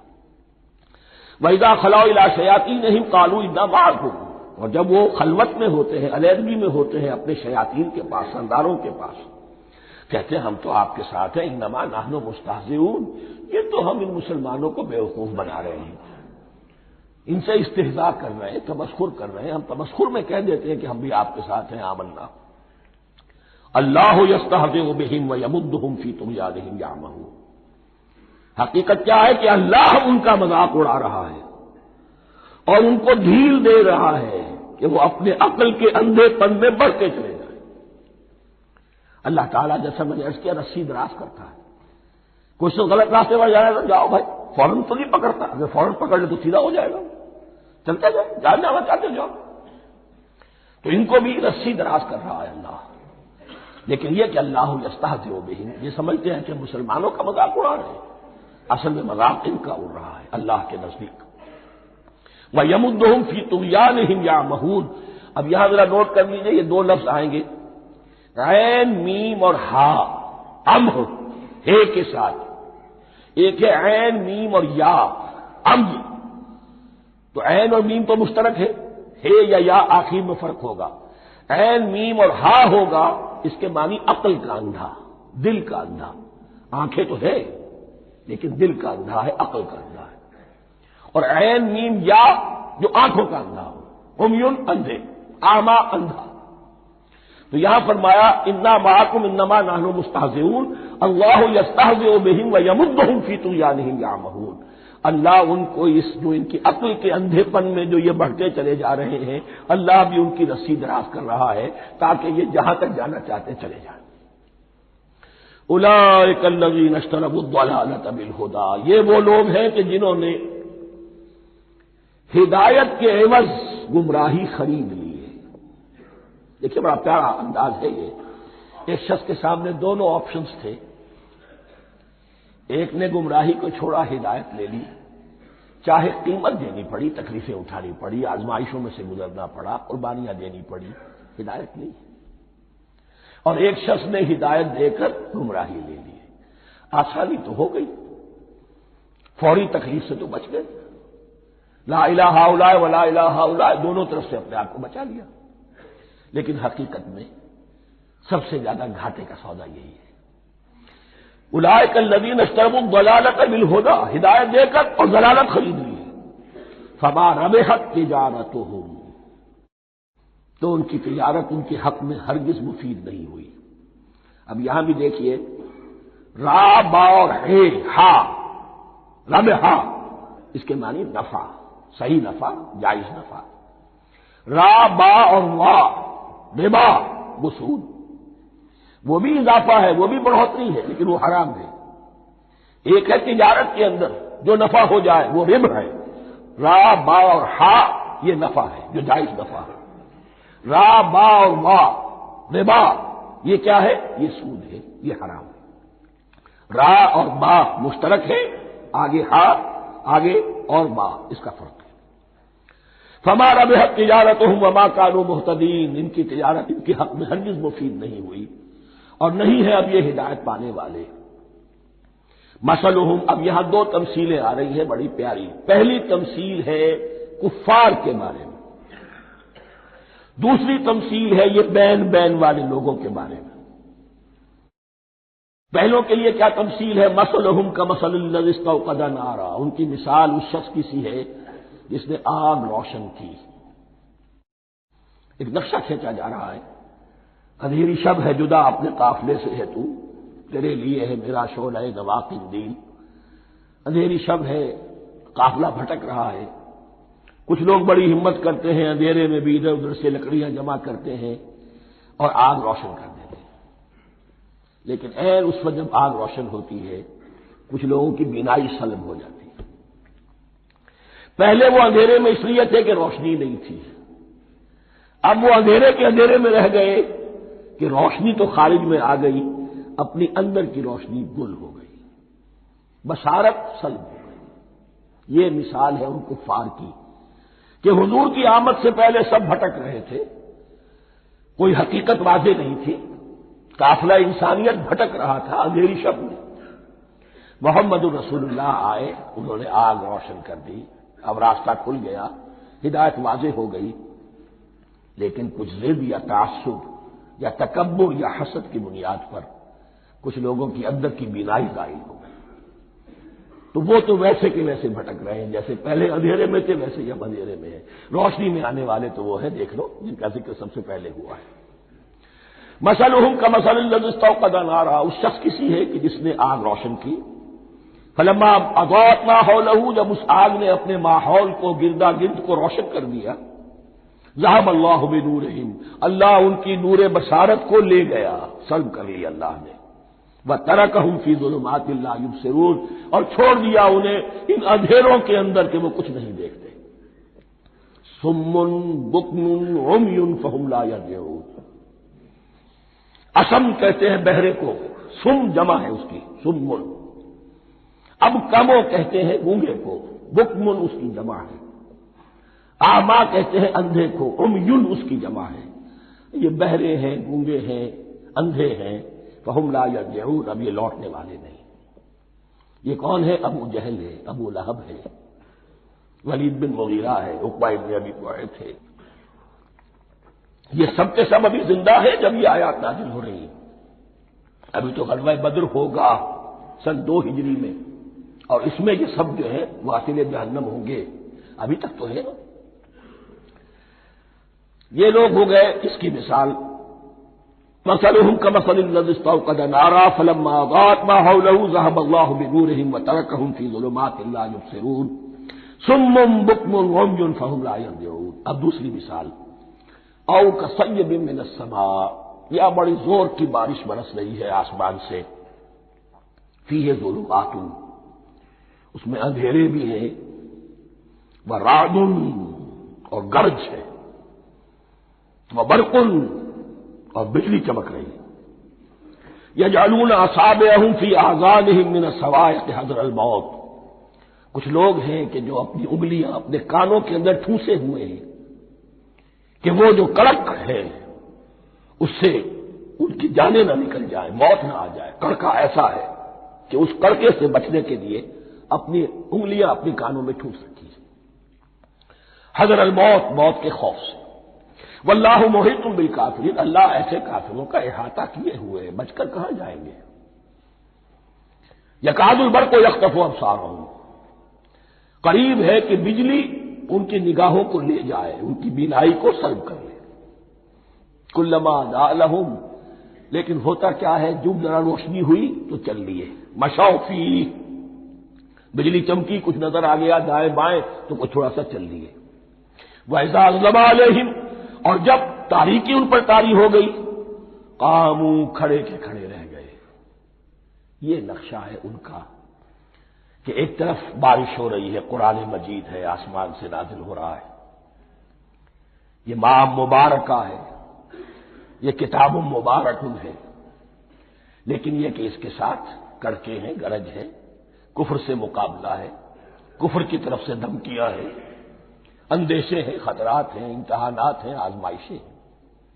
ذرا کہیں حالات کچھ بہتر ہوئے، کچھ جسے بریدنگ سپیس کہتے ہیں ملی تو تھوڑا سا چل لیے، ہم بھی مسلمان ہیں، کوئی خاص موقع نہیں ہے، کسی جنگ کے لیے بلایا نہیں جا رہا ہے تو بڑھ چڑھ کے باتیں کر رہے ہیں، اپنے ایمان کا اظہار بھی کر رہے ہیں۔ جیسے ہی کوئی آزمائش آئی، ٹھٹک کر کھڑے کے کھڑے رہ گئے۔ وَلَوْ شَاءَ اللَّهُ لَذَهَبَ بِسَمْعِهِمْ وَأَبْصَارِهِمْ، اللہ چاہتا تو ان کی سماعت اور بصارت کو بھی سلب کر لیتا، لیکن اللہ کا قانون یہی ہے، جو جہاں رہنا چاہے اس نے آزادی ارادہ دی ہے انسان کو۔ تم اگر مومن صادق بن کر رہنا چاہتے ہو، اس کو آسان کر دے گا تمہارے لیے۔ تم نے اپنے تعصب کی وجہ سے، اپنے تکبر کی وجہ سے کفر کا راستہ اختیار کیا، اللہ اسی کو کھول دے گا۔ تم بیچ میں لٹکنا چاہتے ہو، لٹکتے رہو، اللہ تعالیٰ جو ہے جبرن کسی کو نہ حق پہ لائے گا، نہ جبرن کسی کو باطل پر لے کر جائے گا۔ اس لیے کہ جبر اگر ہو تو پھر امتحان کا معاملہ ختم، پھر جزا و سزا بیکار ہے، غیر منطقی ہے، غیر معقول ہے۔ ان اللہ علی کل شیء قدیر، یقیناً اللہ تعالیٰ ہر چیز پر قادر ہے۔ یہ دو رکوع اس اعتبار سے کہ انسانی شخصیتوں کا سمجھنا، اور جیسا کہ میں نے عرض کیا، تعویل عام ذہن میں رکھیے، جب بھی کبھی کوئی دعوت حق اٹھے گی، اگر وہ واقعتاً کل کے کل حق کی دعوت ہے اور اس میں انقلابی رنگ ہے کہ باطل سے پنجہ آزمائی کرنی ہے، باطل کو نیچا دکھانا ہے، حق کا غلبہ کرنا ہے، تو یہ تین قسم کے افراد لازماً ہمیشہ وجود میں آ جائیں۔ ان کو پہچاننا، ان کے کردار کی جو اصل جو اس کے پیچھے پس منظر ہے اس کو جاننا بہت ضروری ہے۔ اب جو تیسرا رکوع آ رہا ہے سورہ بقرہ کا، اس میں قرآن کی دعوت کا خلاصہ ہے۔ قرآن کیا ماننے کی دعوت دیتا ہے، اس کی پکار کیا ہے۔ جیسا کہ میں عرض کر چکا ہوں، 2/3 قرآن پہلے نازل ہو چکا ہے، پس منظر میں ہے۔ ہمارے لیے اس ترتیب مصحف کے اعتبار سے وہ قرآن بعد میں آئے گا، ترتیب نزولی کے اعتبار سے وہ پس منظر میں موجود ہے، لیکن چونکہ یہاں پر مصحف کے اندر یہاں سے آغاز کیا جا رہا ہے، لہذا اس کا خلاصہ جو ہے لب لباب یہ ایک رکوع میں، اور قرآن کے فلسفے کا اور اس کے بعد نہایت ہی اہم جو موضوعات ہیں اور مسائل ہیں ان کا ذکر پھر چوتھے رکوع میں۔ ابھی ہم تیسرا رکوع پڑھ رہے ہیں۔ یا ایھا الناس اعبدوا ربکم الذی خلقکم والذین من قبلکم لعلکم تتقون۔ اے لوگوں بندگی اختیار کرو اپنے اس رب کی، اپنے اس مالک کی جس نے تمہیں پیدا کیا، اور نہ صرف تم کو پیدا کیا، تم سے پہلے جتنے لوگ گزرے انہیں بھی پیدا کیا تاکہ تم بچ سکو۔ یہ قرآن کی دعوت کا خلاصہ ہے، اور یہ نوٹ کر لیجئے یہ تمام انبیاء اور رسل کی دعوت یہی تھی۔ اب جب پڑھیں گے سورہ اعراف پڑھیں گے، سورہ شعراء پڑھیں گے، ایک ایک کا نام لے کر اعبدوا اللہ واطیعوہ، ہر رسول کی دعوت یہ تھی اللہ کی بندگی کرو، میری اطاعت کرو۔ یا قوم اعبدوا اللہ ما لکم من الہ غیرہ، اے میری قوم کے لوگوں اللہ کی بندگی کرو، تمہارا کوئی الہ اور معبود اس کے سوا نہیں ہے۔ پھر اغلوء قرآن یہی عبادت رب انسان کی تخلیق کی غایت ہے، وما خلقت الجن والانس الا لیعبدون، ہم نے جنوں اور انسانوں کو پیدا ہی صرف اس لیے کیا ہے کہ ہماری بندگی کریں۔ لیکن یہاں ایک فرق بہت بڑا ہے، تمام رسولوں کی دعوت یہی ہے، محمد الرسول اللہ کی بھی یہی ہے، لیکن بڑا فرق کیا ہے؟ باقی تمام رسولوں کی دعوت آپ کو ملے گی یا قوم، اے میری قوم کے لوگوں، یہاں ہے یا ایھا الناس، اے بنی آدم، اے بنی نوع انسان۔ معلوم ہوا کہ تمام رسول حضور سے پہلے صرف اپنی اپنی قوموں کی طرف آئے ہیں، پہلے اور آخری اور کامل رسول ہیں اللہ کے محمد صلی اللہ علیہ وسلم، جن کی دعوت آفاقی ہے۔ یا ایھا الناس، یا قوم نہیں، یا ایھا الناس اعبدوا ربکم الذی خلقکم والذین من قبلکم۔ اس میں دلیل بھی آ گئی کہ عام طور پر لوگ جو ہے غلط راستے پر اس دلیل سے جمے رہتے ہیں کہ ہمارے آباء و اجداد کا راستہ یہی تھا۔ تو بھائی جیسے تم مخلوق ہو ایسے ہی وہ بھی تو مخلوق تھے، جیسے تم خطا کر سکتے ہو وہ بھی تو خطا کر سکتے تھے۔ لہذا یہ نہ دیکھو کہ آباء و اجداد کا راستہ کیا تھا، دیکھو یہ کہ حق کیا ہے، لعلکم تتقون، تاکہ تم بچ جاؤ، دنیا میں افراط و تفریط کے دھکوں سے بچ جاؤ گے، آخرت میں اللہ کے عذاب سے بچ جاؤ گے۔ ان دونوں سے اگر بچنا ہے تو اللہ کی بندگی کی روش اختیار کرو۔ اچھا کس رب کی؟ الذی جعل لکم الارض فراشا والسماء بناء، جس نے تمہارے لیے زمین کو فرش بنا دیا اور آسمان کو چھت بنا دیا۔ وانزل من السماء ماء، اور آسمان سے پانی برسایا، فاخرج به من الثمرات رزقا لکم، اور پھر اس پانی کے ذریعے سے زمین سے میووں کی شکل میں، پیداوار کی شکل میں تمہارے لیے رزق اگایا۔ فلا تجعلوا للہ اندادا وانتم تعلمون، تو ہرگز نہ اللہ کا مد مقابل کسی کو ٹھہراؤ جانتے بوجھتے۔ وانتم تعلمون کا ایک مطلب یہ بھی ہے کہ تم بھی مانتے ہو کہ اس کائنات کا خالق اللہ کے سوا کوئی نہیں، اہل عرب بھی مانتے تھے، جو ان کے دیوی دیوتا تھے وہ سمجھتے تھے کہ یہ اللہ کے اوتار ہیں یا اللہ کے ہاں بہت یہ پسندیدہ ہیں، اللہ کے محبوب ہیں، اس کے اولیاء ہیں، اس کی بیٹیاں ہیں، لہذا یہ شفاعت کریں گے تو ہمارا بیڑا پار ہو جائے گا، ورنہ خالق وہ مانتے تھے اللہ ایک ہی ہے۔ جب تم یہ مانتے ہو کائنات کا خالق ایک، مدبر ایک، تو اب کسی کو اس کا مد مقابل نہ بناؤ۔ انداز ند کی جمع ہے، لا ضد لہ ولا ند لہ، اللہ کا کوئی مد مقابل نہیں۔ اس میں یہاں تک بات ہے کہ حضور اس درجے، اس توحید کی باریکیوں تک پہنچا کر گئے ہیں اس امت کو کہ کسی صحابی نے ایسے ہی کہہ دیا ما شاء اللہ وما شئت، جو اللہ چاہے اور جو آپ چاہیں۔ حضور نے فوراً ٹوک دیا اجعلتنی للہ ندا، کیا تو نے مجھے اللہ کا مد مقابل بنا دیا ہے؟ اس کائنات میں مشیت صرف ایک کی چلتی ہے، کسی اور کی مشیت اس کی مشیت کے تابع پوری ہو جائے ہو جائے، لیکن مشیت مطلقہ صرف اس کی ہے۔ یہاں تک کہ حضور سے فرمایا گیا کہ اے نبی آپ کے لیے یہ ممکن نہیں ہے جسے چاہے ہدایت دے دیں، انک لا تہدی من احببت ولکن اللہ یہدی من یشاء۔ اگر یہ اختیار میں ہوتا تو ابو طالب دنیا سے بغیر ایمان لائے نہ جاتے۔ فلا تجعلوا للہ اندادا وانتم تعلمون۔ اب ان دو آیتوں میں تو یوں سمجھیے توحید نظری بھی اور توحید عملی بھی۔ توحید عملی کیا ہے؟ بندگی صرف اسی کی ہو، اب آیا ہے رسالت کا معاملہ، وَإِن كُنتُمْ فِي رَيْبٍ مِّمَّا نَزَّلْنَا عَلَىٰ عَبْدِنَا، اگر تمہیں رسالت محمدی پر شک ہے صلی اللہ علیہ وسلم، اس کے کیا معنی ہے؟ کہ تمہیں اس قرآن کے بارے میں شک ہے جو ہم نے اپنے بندے پر نازل کیا ہے۔ اگر ہے شک فی الواقع، وَإِن كُنتُمْ فِي رَيْبٍ، اگر تمہیں واقعتاً شک ہے مما نزلنا علی عبدنا، اس پر جو ہم نے اپنے بندے پر نازل فرمایا ہے، فاتوا بسورۃ من مثلہ، تو لے آؤ اس جیسی ایک ہی صورت۔ یہ ہم کل پوری تفصیل سے دیکھ چکے ہیں کہ برسبیل تنزل یہاں پہنچے ہیں۔ پہلے دو آیتیں میں نے آپ کو سنائی تھی، اس میں پورے قرآن کی مثال لانے کا چیلنج کیا گیا۔ پھر ایک آیت سنائی جس میں 10 صورتیں ہی لے آؤ۔ اب آخری درجے میں ایک صورت ہی بنا لا، اور ایک صورت تو سورۃ العصر کے مساوی بھی ہو سکتی تھی، سورۃ الکوثر کے مساوی بھی ہو سکتی تھی۔ وَادْعُوا شُهَدَاءَكُم مِّن دُونِ اللَّهِ إِن كُنتُمْ صَادِقِينَ، اور بلا لو اپنے سارے مددگاروں کو اللہ کے سوا، جن ہو انس ہو، اس لیے کہ قریش کا خیال یہ تھا کہ جو شعراء ہوتے ہیں ان کے پاس جن ہوتے ہیں، وہ جن انہیں سکھاتے ہیں، ورنہ عام آدمی تو یہ شعر نہیں کہہ سکتا۔ تو تمہارا اگر کوئی گمان ہے، کوئی جنات سکھانے والے ہیں، کوئی انسان ہے، خطیب ہے، شعراء ہے، ادیب، سب کو جمع کر، ان کنتم صادقین۔ اب یہ ہے بہت ہی، جس کو میں نے کل کہا تھا، آپ کو یاد ہوگا، قرآن کا انداز کیا ہوتا ہے کہ وہ اپنے اندر جھانکنے کی دعوت دیتا ہے۔ یہ گویا کہ آنکھوں میں آنکھیں ڈال کر یہ کہا جا رہا ہے کہ حقیقت میں تمہیں کوئی شک نہیں ہے، یہ تم بات بنا رہے ہو صرف۔ اگر واقعی تم شک ہے تو آؤ میدان میں، حقیقت یہ ہے کہ تمہیں شک نہیں ہے۔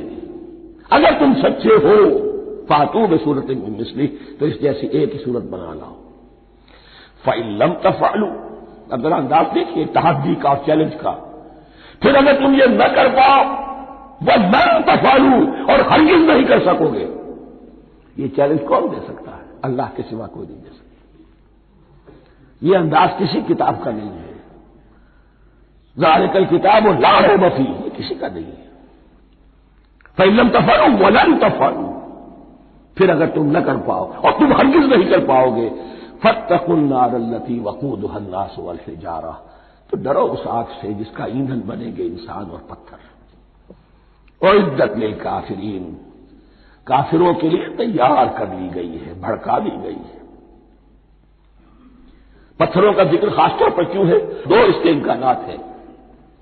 آپ کو معلوم ہے کہ وہ جو پتھر کا کوئلہ ہوتا ہے اس کی آگ بڑی سخت ہوتی تھی، عام جو ہمارا یہ لکڑی کا کوئلہ ہوتا ہے اس کے مقابلے، اور دوسرے یہ بھی کہ چونکہ انہوں نے جو معبود تلاش کرتے تھے وہ پتھر کے ہوتے تھے، تمہارے ساتھ ہی تمہارے ان معبودوں کو بھی جھونکا جائے گا، وہ بھی جلیں گے، تاکہ تمہاری حسرت کے اندر اضافہ ہو۔ ان سے ہم دعائیں مانگا کرتے تھے، ان کے سامنے ماتھے ٹیکتے تھے، ان کے سامنے ڈنڈوت کرتے تھے، ان کو چڑھاوے چڑھاتے تھے۔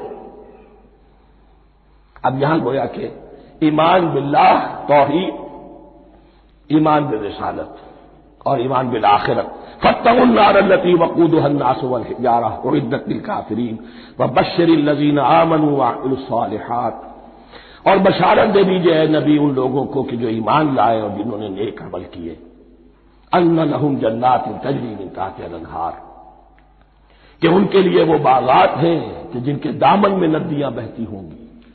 لفظی ترجمہ ہوگا جن کے نیچے ندیاں بہتی ہوں گی۔ مراد اس سے کیا ہے؟ عام فطری باغ وہ ہوتے تھے کہ جس میں ذرا اونچائی پر جو ہے درخت لگے ہوئے ہیں اور دامن میں ندی بہ رہی ہے، تو اس سے خود بخود جو ہے وہ اریگیشن، نیچرل اریگیشن ہو رہی ہے، درختوں کے جڑوں تک پانی پہنچ رہا ہے۔ بارہ ترجمہ آپ لفظی کریں، ان کے نیچے ندیاں بہتی ہوں گی یا یہ کہ جن کے دامن میں ندیاں بہتی ہوں گی۔ کلما رزقوا منها من ثمرۃ رزقا، جب بھی کبھی انہیں دیا جائے گا کوئی پھل رزق کے طور پر کھانے کے لیے جنت میں، قالوا هذا الذي رزقنا من قبل، وہ کہیں گے یہ تو وہی شے ہے جو ہمیں پہلے بھی ملتی تھی۔ اس کا ایک مفہوم یہ ہے، یہ جو نزل ہے، ابتدائی جو ہے دعوت ہے، ابتدائی ضیافت جو ہوگی اس میں وہی چیزیں کہ جو معروف ہے، جانی پہچانی ہے۔ یہ رمان، یہ دیکھیے یہ انار آ رہا ہے خوبصورت، یہ انگور ہے خوبصورت، یہ نخیل ہے، یہ نخل ہے، یہ رطب ہے، لیکن ذائقے کی کوئی نسبت و تناسب بھی نہیں ہوگا. وہ کہیں گے کہ وہی شے ہے جو ہمیں پہلے ملتی تھی. وہ تو بھی متشابہہ، مشابہ تو ہوگی وہ، لیکن ان کے ذائقے میں زمین و آسمان کا فرق ہوگا.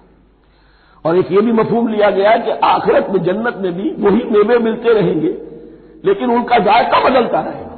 شکل وہ ہوگی لیکن ذائقہ وہی رہے گا کہ جس سے انسان کی بھی طبیعت بڑھ جاتی ہے ایک ہی شے کو کھاتے ہوئے. وَلَهُمْ فِيهَا أَزْوَاجٌ مُطَهَّرَةٌ، اور ان کے لیے ہوں گے اس میں بہت ہی پاک باز، نہایت پاک کی ہوئی بیویاں ہوں گی. ازواج مطہرۃ وَهُمْ فِيهَا خَالِدُونَ، اور اس میں رہیں گے ہمیشہ ہمیشہ. یہ تو تین جو اصول ہیں دین کے دعوت ایمان، توحید اور رسالت اور معاد، ایمان باللہ، ایمان بالرسول، ایمان بالآخرہ. اب ذرا کچھ ضمنی مسائل ہیں کہ جو بعض کفار کی طرف سے، بعض معتزلین کی طرف سے پیش ہوتے تھے، وہ کبھی بھی اس چیلنج کا مقابلہ تو نہ کر سکے، میدان میں تو نہ آ سکے. یہ بالکل ایسی بات ہے جیسے کسی مصور کی تصویر پر اعتراض کرنے والے تو بہت تھے. جب کہا گیا کہ ذرا یہ لیجیے قلم، اس کو ٹھیک کر دیجیے، یہ برش آپ کے ہاتھ میں دیتا ہوں، اب سب پیچھے ہٹ گئے. تو کوئی صورت قرآن کے مقابلے میں لانا وہ تو ان کے لیے ممکن نہیں تھی، لیکن ادھر ادھر سے اعتراضات کرنے کے لیے جو زبانیں کھلتی تھی ان میں سے ایک اعتراض نقل کیا جا رہا ہے. وہ یہ تھا کہ وہ کہتے تھے کہ قرآن مجید میں مکھی کی تشبیہ آئی ہے، یہ تو بڑی حقیر سی شے ہے. اعلیٰ کلام ہو اور اعلیٰ متکلم ہو وہ ایسی حقیر چیزوں کا تذکرہ نہیں کرتا. بیت العنکبوت مکھی کا بھی ذکر ہے قرآن میں، اتنی حقیر شے کا، یہ کوئی اعلیٰ کلام نہیں. اس کا جواب دیا جا رہا ہے کہ اصل میں کہیں تشبیہ بیان کرنی ہے، تمثیل بیان کرنی ہے، تو دیکھنا یہ کہ جس شے کے لیے تشبیہ دی جا رہی ہے اس کی مناسبت والی شے ہو. شے کوئی بہت حقیر ہے تو کسی عظمت والی شے سے آخر کیسے تشبیہ دی جائے گی؟ وہ تو کسی حقیر شے سے ہی تشبیہ دی جائے گی تو جو اصل مقصد ہے تشبیہ کا وہ پورا ہوگا. ان اللہ لا یستحیی ان یضرب مثلا ما بعوضۃ فما فوقها، اللہ تعالیٰ کو تو اس میں کوئی جھجک نہیں ہے، کوئی شرم نہیں ہے کہ وہ مچھر کی مثال بیان کرے. تو اس سے اوپر، اب یا فوقها میں دونوں معنی ہو جائیں گے، یعنی کمتر اور حقیر ہونے میں اس سے بھی بڑھ کر، یا یہ کہ اس سے اوپر کی کوئی شے اس کی مثال دینے میں اللہ کو کوئی جھجک نہیں. اس لیے کہ مکھی بھی بہرحال مچھر سے تو ذرا بڑی شے ہے. اس معنی میں بھی ہو سکتا ہے فوقہا، اور فوقہا اس معنی میں بھی کہ اس سے بھی حقیر ہونے میں اس سے بھی بڑھ کر. فَأَمَّا الَّذِينَ آمَنُوا فَيَعْلَمُونَ أَنَّهُ الْحَقُّ مِن رَّبِّهِمْ، تو جو لوگ صاحب ایمان ہیں وہ جان لیتے ہیں کہ یہ حق ہے ہمارے رب کی طرف سے. وَأَمَّا الَّذِينَ كَفَرُوا، اور جنہوں نے کفر کیا ہے، فَيَقُولُونَ مَاذَا أَرَادَ اللَّهُ بِهَذَا مَثَلًا، یہ کیا مثال اللہ نے دی، کیا ارادہ ہوا اللہ کا اس مثال کے ذریعے سے. دانت بہت چڑھا رہے ہیں، اعتراض کر رہے ہیں. اب جو آ رہا ہے اگلا جملہ وہ ہے بہت اہم، یضل بہ کثیرا ویہدی بہ کثیرا، اسی کے ذریعے سے اللہ بہتوں کو ہدایت دیتا ہے اور اسی کے ذریعے سے بہتوں کو گمراہ کرتا ہے. معلوم ہوا کہ ہدایت اور گمراہی اور ہدایت اور ضلالت انسان کی سبجیکٹو کنڈیشن کے اوپر دار و مدار ہے. اس کا آپ کے دل میں خیر ہے، بھلائی ہے، نیت صحیح ہے، طلب ہدایت، طلب علم، اس میں آپ سچے ہیں، آپ کو ہدایت مل جائے گی. دل میں زیغ ہے، کجی ہے، نیت میں ٹیڑھ ہے، فساد ہے، تو اسی کے ذریعے سے اللہ آپ کی گمراہی میں اضافہ کر دے گا. یضل بہ کثیرا ویہدی بہ کثیرا، لیکن اللہ کا یہ کسی کو ہدایت دینا اور کسی کو ضلالت دینا علل ٹپ نہیں ہے، کسی قاعدے اور قانون کے بغیر نہیں ہے. وما یضل بہ الا الفاسقین، نہیں گمراہ کرتا وہ اس کے ذریعے سے مگر صرف سرکش لوگوں کو، جن میں سرکشی ہے، تعلی ہے، تکبر ہے. اور ان کے اوصاف کیا ہے؟ الذین ینقضون عہد اللہ من بعد میثاقہ، جو توڑ دیتے ہیں اللہ کے ساتھ کیے ہوئے عہد کو. اور سب سے بڑا عہد یہ سورہ اعراف میں چل کر آئے گا، عہد الست. عالم ارواح میں ہم عہد الست کر کے آئے، الست بربکم قالوا بلا، کیا میں ہی نہیں ہوں تمہارا رب؟ تمام ارواح نے میں بھی تھا، آپ بھی تھے، سب تھے، کل انسان، جتنے انسان دنیا میں آج تک آ چکے ہیں وہ بھی تھے، اور جو آنے ہیں ابھی قیامت تک وہ بھی تھے، لیکن تھے صرف ارواح کی شکل میں، جسم نہیں تھے۔ اور یہ میں آپ کو بتا چکا ہوں، مکمل وجود ہے انسان کا روحانی وجود۔ اولاً تخلیق اس کی ہوئی تھی، اسی سے آگے چل کر ایک بہت فلسفے کا بہت گہرا مضمون آ رہا ہے آگے چل کر۔ وہ جو عہد الست بربکم قالوا بلا، انہوں نے اس عہد کو توڑا، اللہ کو اپنا مالک اور خالق اور اپنا حاکم جاننے کی بجائے خود حاکم بن کر بیٹھ گئے۔ الیس لی ملک مصر، کیا مصر کی بادشاہی میری نہیں ہے؟ I am the sovereign, we are sovereign, popular sovereignty, بغاوت، سرکشی، فاسق۔ وما يضل به الا الفاسقين الذين ينقضون عهد الله من بعد ميثاقه ويقطعون ما امر الله به ان يوصل، اور کاٹتے ہیں وہ چیز جسے اللہ نے جوڑنے کا حکم دیا ہے، اللہ نے صلہ رحمی کا حکم دیا ہے، یہ قطع رحمی کرتے ہیں مال کی طلب میں، بھائی بھائی کو ختم کرتا ہے اس کے مال کو ہتھیانے کے لیے، اپنی ذاتی اغراض کے لیے تمام اخلاقی حدود جو ہے انسان پسو پیش ڈال دیتا ہے، اپنا تکبر، اپنے لیے تعلی۔ الذین، آپ دیکھیے نوٹ کیجئے، اس میں ہماری شریعت کا فلسفہ یہ ہے، ایک تعلق ہے اللہ کا بندے کے ساتھ، حقوق اللہ، ایک ہے بندوں کا بندوں کے ساتھ، حقوق العباد۔ اللہ کا حق کیا ہے؟ اسے حاکم اور مالک، اور حاکم سمجھو، الملک سمجھو، خود اس کے بندے بنو۔ انسانوں کا حق کیا ہے؟ کونوا عباد اللہ اخوانا، سب آپس میں بھائی بھائی اللہ کے بندے بن جاؤ۔ اور اس میں سب سے اہم ترین رحمی رشتہ ہے، سگے بھائی بہنیں، پھر دادی کے اوپر جا کر وہ کزنس آ جائیں گے، پر دادی پر جا کر اور جمع ہو جائیں گے، یہاں تک کہ آدم و حوا پر تمام انسان جمع ہو جائیں گے۔ تو رحمی رشتے کی بڑی اہمیت ہے۔ تو وہ فاسقین کے جو توڑتے ہیں اللہ کے عہد کو، اس کو مضبوطی سے باندھنے کے بعد، وَيَقْطَعُونَ مَا أَمَرَ اللَّهُ بِهِ أَن يُوصَلَ وَيُفْسِدُونَ فِي الْأَرْضِ، انہی دونوں چیزوں کے نتیجے میں زمین میں فساد پیدا ہوتا ہے، یا اللہ کی اطاعت سے باغی ہو گئے اور یا آپس میں ایک دوسرے کی گردنیں کاٹنے لگے۔ اولئک ھم الخاسرون، یہی لوگ ہیں جو بالآخر خسارے میں، آخری اور دائمی خسارے میں رہنے والے ہیں۔ کیف تکفرون باللہ وکنتم امواتا، تم کیسے کفر کرتے ہو اللہ کا؟ بڑا پیارا انداز ہے، وکنتم امواتا، تم مردہ تھے، فاحیاکم، تمہیں زندہ کیا، ثم یمیتکم، پھر تمہیں مارے گا، ثم یحییکم، پھر جلائے گا، ثم الیہ ترجعون، پھر تم اس کی طرف لوٹ جاؤ گے، لوٹا دیے جاؤ گے۔ یہاں وہ بات آ گئی جو آج نگاہوں سے بالکل اوجھل ہو چکی ہے، یہ ہم دنیا میں آنے سے پہلے مردہ تھے، کیا مانی؟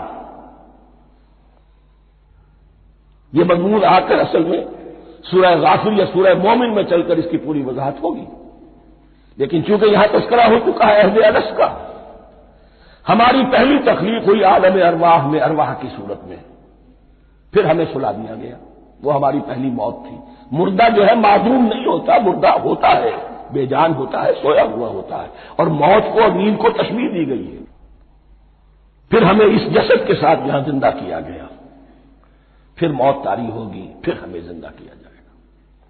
یہ آیت جیسا کہ میں نے عرض کیا بہت بڑی اور بڑی گہری حکمت اور فلسفہ قرآن کی آیت ہے۔ کیسے اللہ کا انکار کرتے؟ کون تم اموات، تم مردہ تھے، سوئی ہوئی ارواح کی شکل میں تھے، فاحیاکم، تمہیں جگایا اس جسد کے ساتھ، زندہ کیا، ثم یمیتکم ثم یحییکم، پھر تمہیں مارے گا، پھر جلائے گا، ثم الیہ ترجعون، پھر تم اس کی طرف لوٹا دیے جاؤ گے۔ اور اب اس کے بعد جو آخری آیت ہے، هو الذی خلق لکم ما فی الارض جمیعا، اس نے تمہارے لیے بنایا ہے جو کچھ بھی زمین میں ہے۔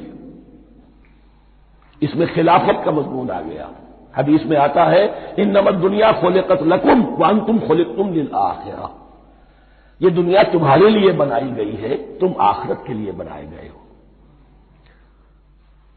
هو الذی خلق لکم ما فی الارض جمیعا، اس لیے کہ اگلی آیت پھر آ رہی ہے خلافت کی آیت، سارا کچھ زمین میں یہ بستر جو بچھایا اور یہ کائنات کو زمین کو سجایا تمہاری خلافت کے لیے۔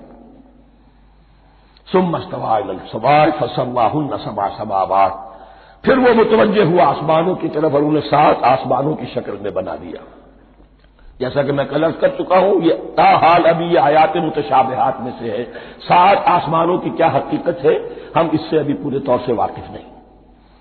وَهُوَ بِكُلِّ شَيْءٍ عَلِيمٌ، اور اسے ہر شے کا علم حقیقی حاصل ہے۔ بارک اللہ لی ولکم فی القرآن العظیم ونفعنی وإیاکم بالآیات والذکر الحکیم۔ الحمد للہ وکفی والصلاۃ والسلام علی عبادہ الذین اصطفی، اما بعد فاعوذ باللہ من الشیطان الرجیم، بسم اللہ الرحمن الرحیم۔ وَإِذْ قَالَ رَبُّكَ لِلْمَلَائِكَةِ إِنِّي جَاعِلٌ فِي الْأَرْضِ خَلِيفَةً قَالُوا وَتَجْعَلُ فِيهَا مَن يُفْسِدُ فِيهَا وَيَسْفِكُ الدِّمَاءَ وَنَحْنُ نُسَبِّحُ بِحَمْدِكَ وَنُقَدِّسُ لَكَ قَالَ إِنِّي أَعْلَمُ مَا لَا تَعْلَمُونَ صدق اللہ العظیم۔ رب اشرح لي صدری ويسر لي أمري واحلل عقدة من لساني يفقهوا قولي۔ جیسا کہ میں نے عرض کیا تھا، سورہ بقرہ کے پہلے 4 رکوع نہایت اہم ہیں، نہایت جامع ہیں۔ پہلے 2 رکوعوں میں 3 قسم کے انسانوں کی وضاحت کی گئی، 3 قسم کے کردار کے نقشے کھینچ لیے گئے۔ تیسرے رکوع میں قرآن مجید کی دعوت کا خلاصہ آ گیا، توحید فی العقیدہ، توحید فی العمل، یعنی عبادت اللہ کی، ایمان بالرسالت، قرآن مجید کو منزل من اللہ کلام ماننا۔ اس میں اگر شک ہے تو جو بھی چیلنج تھا، اگر واقعتاً تمہیں شک ہے، حقیقت میں شک نہیں ہے، لیکن جیسا کہ تم کہہ رہے ہو کہ تمہیں شک ہے تو کوشش کرو اس کے مقابلے کی ایک صورت بنانا ہو۔ پھر آخرت، جنت اور دوزخ، ان دونوں کا تذکرہ ہو گیا۔ پھر ایک خاص مسئلہ جو قرآن مجید کے اسلوب پر اعتراض کی شکل میں آیا کہ اس میں مچھر جیسی حقیر شے کا بھی تذکرہ ہے، اس کی حکمت بیان کر دی گئی کہ تشبیہ اور تمثیل میں ظاہر بات ہے کہ ممثل لہو اور ممثل بہی میں مناسبت چاہیے۔ جس چیز کے لیے تمثیل بیان کی جا رہی ہے، جس شے سے تمثیل بیان کی جا رہی ہے، ان میں مناسبت ہونی چاہیے، اس میں عظیم یا حقیر کا کوئی سوال نہیں۔ پھر یہ بات کہ جن لوگوں کے دلوں میں زیغ ہے، کجی ہے، وہ اس قرآن سے بھی ان کی ضلالت میں، گمراہی میں اضافہ ہوگا۔ جو لوگ طالب حق ہیں ان کو یہ قرآن مجید ہدایت دے گا، اور کن کو اللہ گمراہ کرتا ہے؟ جو سرکش ہے، جو نمبر 1 اللہ سے جو عہد کر کے دنیا میں آئے تھے اس کی خلاف ورزی کر رہے ہیں اور صلہ رحمی کے بجائے قطع رحمی کرتے ہیں۔ اس کے بعد ایک بہت اہم فلسفیانہ بات آ گئی ہے، اسی کے ضمن میں میں نے اصل میں یہ ساری بات دہرائی ہے۔ میں نے کہا تھا کہ یہ بات واضح ہوگی آگے جا کر سورہ غافر میں۔ پھر ذہن میں لائیے کہ جب یہ صورت نازل ہوئی ہے، سورہ غافر نازل ہو چکی تھی، لہذا یہاں اجمالی تذکرہ ہے، وہاں تفصیلی تذکرہ ہے۔ اہل جہنم کا قول نقل ہوا ہے، ربنا امتنا اثنتین واحییتنا اثنتین فاعترفنا بذنوبنا فهل الى خروج من سبیل۔ اے اللہ، تو نے 2 مرتبہ ہم پر موت وارد کی، 2 مرتبہ ہمیں زندہ کیا، اب ہم نے اپنے قصور تسلیم کر لیے، تو اب یہاں سے بھی کوئی اور مرحلہ ہے یا نہیں؟ یہاں سے نکلنے کا بھی کوئی راستہ ہے یا نہیں؟ اس سے حقیقت یہ واضح ہوئی، انسان کی تخلیق اول ہوئی عالم ارواح میں، صرف ارواح کی حیثیت سے، اور حدیث میں آتا ہے الارواح جنود مجندہ، لشکروں کی شکل، تمام انسان، ان سے عہد لیا گیا الست بربکم قالوا بلی، پھر سلا دیا گیا ارواح کو۔ یہ گویا کہ پہلی موت تھی جو ہم گزار آئے، پھر عالم خلق کا مرحلہ آیا. عالم خلق میں یہ تناسل کے ذریعے سے رحم مادر میں جب ایک جنین تیار ہوتا ہے تو ایک حدیث ہے حضرت عبداللہ بن مسعود سے، 4 مہینے کا جب جنین ہو جاتا ہے تو اس کے بعد وہ روح لا کر اس میں پھونک دی جاتی ہے. یہ گویا کہ احیاء اولا ہو گیا، پہلی مرتبہ کا زندہ کیا جانا، پہلی موت کی نیند سے جگا دیا گیا. اے تازہ واردان بساط ہوائے دل، اب ہم اس دنیا میں اس جسد کے ساتھ زندہ ہوئے، اب پھر موت آئے گی، جسد یہی چلا جائے گا جہاں سے آیا تھا، روح جہاں سے آئی تھی وہاں واپس جائے گی. ثم یمیتکم ثم یحییکم ثم الیہ ترجعون، پھر تمہیں اللہ کی طرف لوٹا دیا جائے گا. یہ ہے بہت گہرا نقطہ فلسفہ دین کا. اس کے بعد مضمون شروع ہو رہا ہے خلافت کا، جس کا اجمالی جو ہے تذکرہ تیسرے رکوع کی آخری آیت میں آ گیا. هو الذی خلق لکم ما فی الارض جمیعا، زمین میں جو کچھ ہے اے انسانوں تمہارے لیے پیدا کیا گیا. اسی کے ساتھ جڑتا ہوا مضمون اب خلافت کا آ رہا ہے.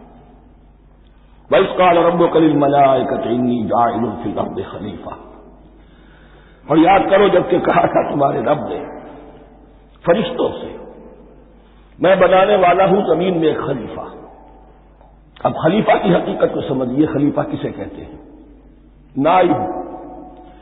عام طور پر لوگوں کو مغالطہ ہوتا ہے کہ خلیفہ جانشین جو ہے وہ تو کسی کے موت کے بعد ہوتا ہے، زندگی میں تو نہیں ہوتا. لیکن یہاں اصل میں ہمارے لیے بہت آسان ہے، انسان کی جو اصل حقیقت ہے اس دنیا میں اس کو سمجھنے کے لیے یوں سمجھیے کہ ہم آج سے 50 سال پہلے انگریز کے غلام تھے. ہمارا بادشاہ یا ملکہ انگلستان میں تھا یا تھی. دہلی میں وائس رائے ہوتا تھا. وائس رائے کا کام کیا ہے؟ جو حکم آیا ہے his master his majesty's government کا یا ہر میجسٹیز گورنمنٹ کا جو حکم آیا ہے بلا چون و چرا بغیر کسی تغیر اور تبدل کے نافذ کرے. ہاں جہاں کوئی حکم وہاں سے نہیں ہے تو یہاں کے حالات میں بہترین اپنی رائے قائم کرے، غور و فکر کرے، یہاں کی مصلحتیں کیا ہے. جو چیز بھی امپائر کی مصلحت میں ہو اس کے مطابق فیصلہ کر سکتا ہے. بین ہی یہی رشتہ ہے. اللہ ہے لیکن اللہ نے اپنے آپ کو غیب کے پردے میں چھپا لیا ہے. زمین پر انسان ہے. اب انسان کا کام یہ ہے جو ہدایت آ رہی ہے اللہ کی طرف سے اس پر تو بے چون و چرا عمل کرے. جہاں کوئی ایکسپریس ہدایت نہیں ہے، کوئی واضح ہدایت نہیں ہے، وہاں اپنے بیسٹ ججمنٹ کو ایکسرسائز کرے. اسی کا نام اجتہاد ہے. غور و فکر کرے، سوچے، اور جو بات روح دین کے زیادہ سے زیادہ مطابقت رکھنے والی ہو اس کو اختیار کرے. یہی رشتہ ہے در حقیقت رشتہ خلافت کہ جو اللہ اور انسان کے مابین ہے. اب یہ جو دی گئی ہے یہ حیثیت تمام انسانوں کو دی گئی ہے. پوٹینشلی ہر انسان اللہ کا خلیفہ ہے. لیکن جو اللہ کا باغی ہو جائے، جو خود حاکمیت کا مدعی ہو گیا گویا کہ وہ باغی ہے. اب اگر شاہجہان بادشاہ تھا، اس کا کوئی ولی عہد تھا، اور ولی عہد جو ہے صبر نہیں کر سکتا، اپنے باپ کی زندگی ہی میں بغاوت کر دیتا ہے، حکومت حاصل کرنا چاہتا ہے، تو اب وہ کیا ہے؟ واجب القتل ہے. جو لوگ بھی حاکمیت کے مدعی ہو گئے ویسے تو حقیقت واجب القتل ہے، لیکن دنیا میں مہلت دی ہے اللہ نے. یہ دارالامتحان ہے، فوراً قتل نہیں کرتا، فوراً ختم نہیں کرتا. وَلَوْلَا كَلِمَةٌ سَبَقَتْ مِن رَّبِّكَ إِلَىٰ أَجَلٍ مُّسَمًّى لَقُضِيَ بَيْنَهُمْ. اگر یہ پہلے بات طے نہ ہو چکی ہوتی، ایک وقت معین تک کے لیے انہیں مہلت اللہ نے نہ دی ہوتی تو اللہ فیصلہ چکا دیتا. لیکن مہلت دی ہے. لیکن کم سے کم اتنی سزا ملتی ہے کہ اب وہ خلافت کے حق سے محروم کر دیے گئے. گویا کہ اب خلافت دنیا میں ہوگی خلافت المسلمین. صرف وہی شخص کہ جو اللہ کو مانے اپنا حاکم مطلق وہ خلافت کا اہل ہے. تو یہ چند باتیں خلافت کی اصل حقیقت کے ضمن میں یہیں پر سمجھنی چاہیے. وَإِذْ قَالَ رَبُّكَ لِلْمَلَائِكَةِ إِنِّي جَاعِلٌ فِي الْأَرْضِ خَلِيفَةً قَالُوا أَتَجْعَلُ فِيهَا مَن يُفْسِدُ فِيهَا وَيَسْفِكُ الدِّمَاءَ وَنَحْنُ نُسَبِّحُ بِحَمْدِكَ وَنُقَدِّسُ لَكَ۔ اور یاد کرو جبکہ تمہارے رب نے کہا تھا فرشتوں سے کہ میں زمین میں خلیفہ بنانے والا ہوں، تو انہوں نے کہا کہ کیا تو بنائے گا اس میں جو فساد مچائے گا اس میں اور خوریزی کرے گا۔ وَنَحْنُ نُسَبِّحُ بِحَمْدِكَ وَنُقَدِّسُ لَكَ، ہم آپ کی تسبیح اور تحمید اور آپ کی تقدیس میں لگے ہوئے ہیں۔ قَالَ إِنِّي أَعْلَمُ مَا لَا تَعْلَمُونَ، فرمایا میں جانتا ہوں جو تم نہیں جانتے۔ اب یہاں سوال پیدا ہوتا ہے کہ فرشتوں کو یہ گمان کیسے ہوا، یہ خیال کیسے ہوا؟ دو رائے ہیں اس میں۔ ایک تو یہ کہ انسان کی تخلیق سے پہلے اس دنیا میں جنات تھے اور انہیں بھی کچھ اللہ نے تھوڑا سا اختیار دیا تھا اور انہوں نے یہاں فساد مچایا۔ انہیں پر قیاس کرتے ہوئے فرشتوں نے سمجھا کہ انسان بھی زمین میں فساد مچائے گا، خوریزی کرے گا۔ ایک دوسری اصولی بات یہ کہی گئی ہے کہ خلافت کا لفظ جب استعمال ہوا تو اس کے معنی ہے کہ کوئی نہ کوئی اختیار بھی ملے گا۔ جنات کے بارے میں خلافت کا لفظ ہی نہیں آیا، انسان کے بارے میں آ رہا ہے۔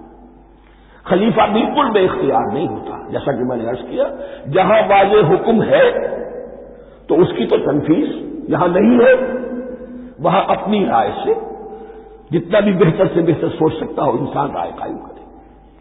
یہ اختیار جو ہے ظاہر بات ہے جہاں اختیار ہوگا صحیح استعمال ہونے کا بھی امکان ہے، غلط استعمال ہونے کا بھی امکان ہے۔ اختیار تو بلکہ یہ کہ آپ کا پولیٹیکل سائنس کا تو ایکسیم یہ ہے، authority turns to corrupt and absolute authority corrupts absolutely۔ تو ٹینڈنسی کرپشن کی ہوتی ہے اختیار کے اندر۔ اس بنا پر انہوں نے قیاس کیا کہ اس میں فساد ہوگا، خوریزی ہوگی۔ اللہ تعالیٰ نے فرمایا اپنی حکمتوں سے میں خود واقف ہوں، میں کیوں بنا رہا ہوں یہ میں جانتا ہوں، تم نہیں جانتے۔ وَعَلَّمَ آدَمَ الْأَسْمَاءَ كُلَّهَا، اور اللہ نے سکھا دیے آدم کو تمام کے تمام نام۔ اب اس میں بھی ایک رائے تو یہ ہے، بلکہ اس میں تقریباً اجماع ہے مفسرین کا، کہ اس سے مراد ہے تمام اشیاء کے نام، اور تمام اشیاء کے نام سے مراد ہے ان کی حقیقت کا علم۔ ہیومن نالج جو ہے اگر آپ سے تجزیہ کریں گے تو وہ یہی ہے کہ انسان ایک چیز کو پہچانتا ہے تو اس کے لیے ایک نام رکھتا ہے یا کوئی ٹرم اس کے لیے قائم کرتا ہے۔ اس نام یا ٹرم اور اس کے حوالے سے، اصطلاح کے حوالے سے بہت سے حقائق کو اپنے ذہن کے اندر محفوظ کرتا ہے۔ تو گویا کہ ان علمہ آدم الاسماء کلھا تمام نام سکھا دیے، کل مادی کائنات کے اندر جو کچھ وجود میں آنے والا تھا ان سب کی حقیقت سے پوٹینشلی حضرت آدم کو آگاہ کر دیا۔ یہ پوٹینشل علم ہے، ہیومن نالج، جو ایکوائرڈ نالج ہے، جو انسان کو سم اور بسم اور اپنے اس دماغ کے کمپیوٹر کے ذریعے سے حاصل ہوتا ہے۔ ایک ہے ریویلڈ نالج جو اللہ وحی کے ذریعے سے بھیجتا ہے، ایک ہے ایکوائرڈ نالج، انسان خود علم حاصل کرتا ہے۔ اس نے آنکھوں سے دیکھا، کان سے سنا، نتیجہ نکالا اور اس کمپیوٹر نے اس کو پروسیس کیا، اس نتیجے کو کہیں میموری کے اندر سٹور کر لیا۔ یہ کمپیوٹر ہے بہت بڑا۔ پھر کچھ اور دیکھا، کچھ اور سنا، کچھ چھو کر معلوم ہوا، کچھ چکھ کر معلوم ہوا، کچھ سونگ کر معلوم ہوا، کوئی اور نتیجہ نکلا، اسے وہ پاس میموری کے ساتھ اس کو ٹیلی کیا اور نتیجہ نکالا۔ اس طرح رفتہ رفتہ ان السمع والبصر والفؤاد کل اولئک کان عنہ مسئولا، یہ ایکوائرڈ نالج تین چیزوں سے انسان کو حاصل ہو رہا ہے، سماعت، بصارت اور یہ عقل، جو فائدہ اخذ کرتی ہے، جو اس کو پروسیس کرتی ہے، اس تمام جو سینس ڈیٹا اس کو مہیا ہوتا ہے سینس آرگن کے ذریعے سے۔ یہ علم ہے جو پوٹینشلی حضرت آدم کو دے دیا گیا، اس کی ایکسفولیشن ہو رہی ہے، اب درجہ بدرجہ وہ علم پھیل رہا ہے، بڑھ رہا ہے، اور بڑھتے بڑھتے کہاں تک پہنچے گا ہم کچھ نہیں کہہ سکتے، کہاں سے کہاں پہنچ گیا انسان۔ اس 20 صدی کے اندر علم انسانی میں جو ایکسپلوژن ہوا ہے، میں اور آپ اس کا تصور تک نہیں کر سکتے۔ اکثر بڑے بڑے جو سائنسدان ہیں انہیں تصور نہیں ہے، اس لیے کہ ایک شخص اپنی لائن فزکس کے بارے میں جانتا ہے کیا کچھ ہو گیا، یا فزکس کی بھی کسی شاخ کے بارے میں جانتا ہے، باقی دوسری جو لائنوں کے وہ اسے کچھ پتہ نہیں. اسپیشلائزیشن کا دور ہے، لہذا جو ایکسپلوژن کا جو دھماکہ ہوا ہے علم کا، اس کا کوئی اندازہ نہیں ہے. اور کس تیزی کے ساتھ وہ چیز آگے بڑھ رہی ہے، کس تیزی کے ساتھ ایک چیز آج جو ایجاد ہوئی چند دنوں کے اندر اندر اس کے بعد اس کا نیا کوئی ورژن آ جاتا ہے اور یہ چیز جو آبسولیٹ ہو جاتی ہے. کمیونیکیشن کے اندر جو انقلاب عظیم برپا ہوا ہے.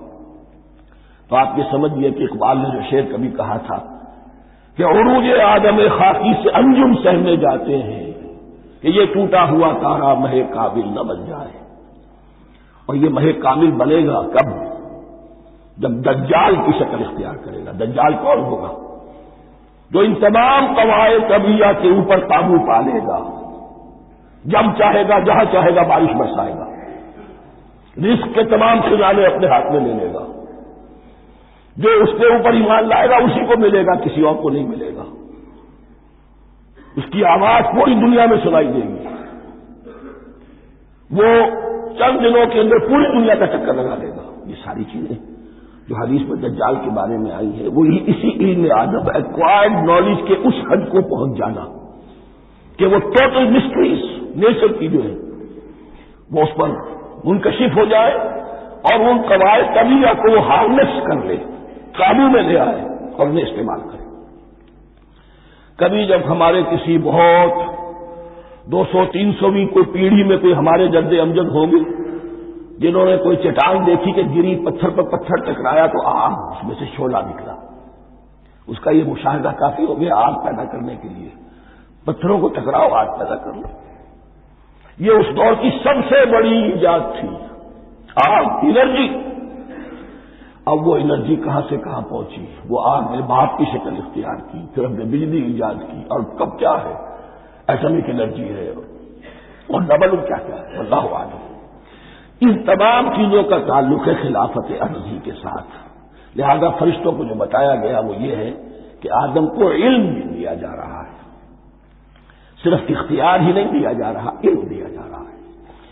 وَعَلَّمَ آدَمَ الْأَسْمَاءَ كُلَّهَا ثُمَّ عَرَضَهُمْ عَلَى الْمَلَائِكَةِ، پھر ان تمام اشیاء کو پیش کیا فرشتوں کے سامنے. فَقَالَ أَنبِئُونِي بِأَسْمَاءِ هَؤُلَاءِ، اور فرمایا کہ مجھے بتاؤ ان چیزوں کے نام، ان کنتم صادقین، اگر تم سچے ہو. قالوا سبحانك لا علم لنا الا ما علمتنا، انہوں نے کہا پروردگار تو پاک ہے ہر نقص سے، ہر عیب سے، ہر ذوف سے، ہر احتیاج سے، مبرہ ہے، منزہ ہے، اعلیٰ ہے، ارفع ہے. لا علم لنا الا ما علمتنا، ہمیں کوئی علم حاصل نہیں سوائے اس کے جو تو نے ہمیں سکھا دیا ہے. اس کی تعبیر یہی بہتر معلوم ہوتی ہے کہ ملائکہ کی حیثیت در حقیقت اس کائناتی جو حکومت ہے اللہ کی آفاقی حکومت، اس کے کارندوں کی ہے، یہ اس کے سول سروینٹس ہیں. تو ہر ایک کو صرف اس کے شعبے کے متعلق علم دیا گیا ہے، علم جامع نہیں ہے. تمام چیزوں کا علم یہ معلوم کرنے کی استعداد ان کے پاس نہیں ہے. کوئی فرشتہ فرض کیجیے بارش کے اوپر معمور ہے، کوئی پہاڑوں پر معمور ہے، جس کا ذکر سیرت میں آتا ہے کہ جب طائف میں حضور پر پتھراؤ ہوا ہے تو اس کے بعد ایک فرشتہ حاضر ہوا ہے کہ میں ملک الجبال ہوں، اللہ نے مجھے پہاڑوں پر معمور کیا ہوا ہے. آپ اگر فرمائیں تو جن لوگوں نے آپ کو ستایا ہے، یہ جو طائف جن دو پہاڑوں کے درمیان یہ وادی ہے، ان کو آپس میں ٹکرا دو کہ یہ پس کر اور سرما بن جائے. آپ نے فرمایا نہیں، کیا جب اللہ تعالیٰ ان کی اگلی نسلوں کو ہدایت دے دے. تو فرشتے ہیں، کوئی پہاڑوں پر معمور ہے، کوئی کسی خدمت پر معمور ہے، ان کو علم دیا گیا ہے صرف انہی کی اپنی جو بھی فرائض منصبی ہیں ان کے شعبے سے متعلق، کل نہیں. جامعیت جو ہے علم کی وہ ہے کہ جو حضرت آدم علیہ السلام کو پوٹینشلی دے دی گئی اور جو اب بڑھتے بڑھتے ایک بہت برابر درخت بن چکا ہے. سبحانک لا علم لنا الا ما علمتنا انک انت العلیم الحکیم.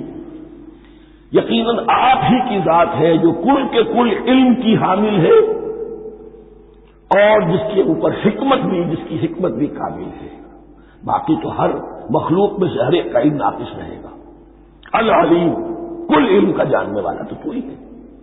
الحکیم، کوئی حکمت وہ تو تیرے ہی پاس ہے۔ قال یا آدم انبئہم باسمائہم، اللہ نے فرمایا کہ آدم ان کو بتاؤ ان کے نام۔ فلما انباہم باسمائہم، تو جب انہوں نے بتا دیے ان کو فرشتوں کو ان کے نام، قال الم اقل لکم انی اعلم غیب السماوات والارض، تو اللہ نے فرمایا کہ میں نے کہا نہیں تھا کہ میں جانتا ہوں آسمانوں اور زمین کی تمام غائب چیزوں کو جو تمہاری نگاہوں سے بھی اوجھل ہے، غیب میں ہر شے کا جاننے والا ہوں۔ وَأَعْلَمُ مَا تُبْدُونَ وَمَا كُنتُمْ تَكْتُمُونَ، اور میں جانتا ہوں جو کچھ تم ظاہر کر رہے تھے، جو کچھ تم چھپا رہے تھے۔ چھپا رہے محسوس ہوتا ہے کہ ان کی خواہش یہ تھی کہ خلافت ہمیں ملے، ہم خدام ادب ہیں، ہر وقت تسبیح و تحمیل اور تقدیس میں مصروف ہیں، جو حکم ملتا ہے بجا لاتے ہیں، تو یہ خلافت کسی اور مخلوق کو کیوں ملے؟ یہاں صرف یہ اور بتا دوں کہ یہ چونکہ اب ایک تیسری مخلوق کا ذکر بھی بعد میں آئے گا،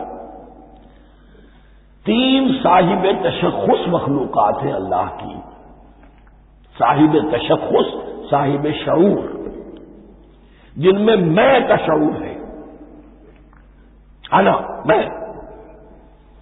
ایک ملائکہ ہے، ان کی تخلیق نور سے ہوئی ہے۔ ایک انسان ہے جن کی تخلیق گارے سے ہوئی ہے۔ ایک جنات ہیں جن کی تخلیق آگ سے ہوئی ہے۔ باقی حیوانات ہیں، ان میں شعور تو ہے، خود شعور ہی نہیں ہے۔ Self consciousness, this is world of difference between consciousness and self consciousness. انسان جب دیکھتا ہے تو اس کو یہ بھی معلوم ہے میں دیکھ رہا ہوں۔ کتا بلا دیکھتا ہے، اسے یہ اندازہ نہیں ہوتا کہ میں دیکھ رہا ہوں، دیکھنے کا ایک نتیجہ ہے جو نکل آتا ہے، لیکن میں کا وجود نہیں ہے۔ یہ آنا، سیلف، ایگو، یہ انسان میں ہے، جنات میں ہے، شعور میں، اور فرشتوں میں ہے۔ ایک نوری مخلوق، ایک ناری مخلوق، ایک زمین کے اس کرسٹ میں، یہ جو مٹی اور گارے، مٹی اور پانی کا جو مضبوبہ ہے گارے کی شکل میں، اس سے بنا ہے۔ قال يا آدم انبئهم باسمائهم فلما انباهم باسمائهم قال الم اقل لكم اني اعلم غيب السماوات والارض واعلم ما تبدون وما كنتم تكتمون واذ قلنا للملائكه اسجدوا لآدم فسجدوا الا ابلیس، اور یاد کرو جب کہ ہم نے کہا فرشتوں سے سجدہ کرو سب کے سب آدم کو، جھک جاؤ آدم کے سامنے، فسجدوا، ان سب نے سجدہ کیا، الا ابلیس، سوائے ابلیس کے۔ پہلی بات تو یہ سمجھیے کہ تمام ملائکہ کے سجدے کی ضرورت کیا تھی؟ کیا یہ صرف تعظیماً تھا؟ اور تعظیماً اگر تھا تو کیا آدم خاکی کی تعظیم تھی یا کسی اور شے کی تعظیم تھی؟ مکی صورتوں میں یہ بات 2 جگہ واضح کی گئی ہے۔ فَإِذَا سَوَّيْتُهُ وَنَفَخْتُ فِيهِ مِن رُّوحِي فَقَعُوا لَهُ سَاجِدِينَ، جب میں اس آدم کی تخلیق مکمل کر لوں اور اس میں اپنی روح میں سے پھونک دوں، تب گر پڑنا اس کے سامنے سجدے میں۔ تعظیم اگر ہے تو آدم خاکی کی نہیں ہے، اس کے اندر جو ڈیوائن ایلیمنٹ ہے، جو ڈیوائن سپارک ہے، جو روح ربانی ہے، میری روح، اس کی ہے۔ اور نمبر 2، اس کی حکمت کیا ہے، علت کیا ہے، غرض و غائب کیا ہے؟ جیسا کہ میں نے عرض کیا، اس کائنات کی اس حکومت کے کالندے تو وہ خلیفہ بنایا جا رہا انسان کو، جب تک یہ ساری سول سروس اس کے تابع نہ ہو خلافت کیسے کرے گا؟ دیکھیے میں جانا چاہتا ہوں، چوری کرنے کے لیے جانا چاہتا ہوں، راستے میں کتنے فیکٹرز ہوں گے، کتنے فزیکل فینومینا ہوں گے، میں چلنا چاہتا ہوں، میں زمین کو دھکیلتا ہوں، زمین مجھے دھکیلتی ہے، زمین مجھے نہ دھکیلے تو میں کیسے چلوں گا؟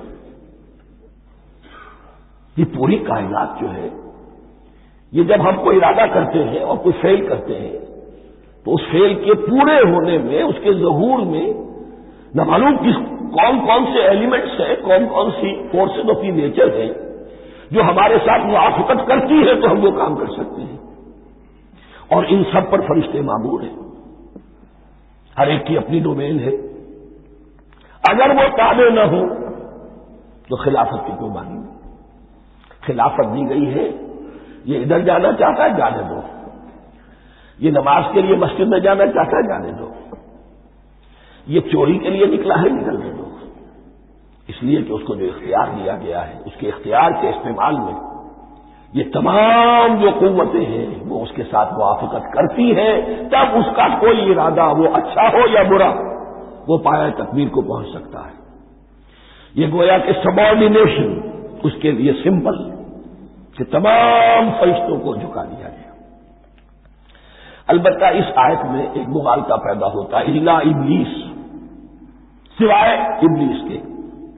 مغالطہ یہ پیدا ہوتا ہے کہ شاید وہ بھی فرشتہ تھا، اس لیے کہ حکم تو فرشتوں کو دیا گیا تھا۔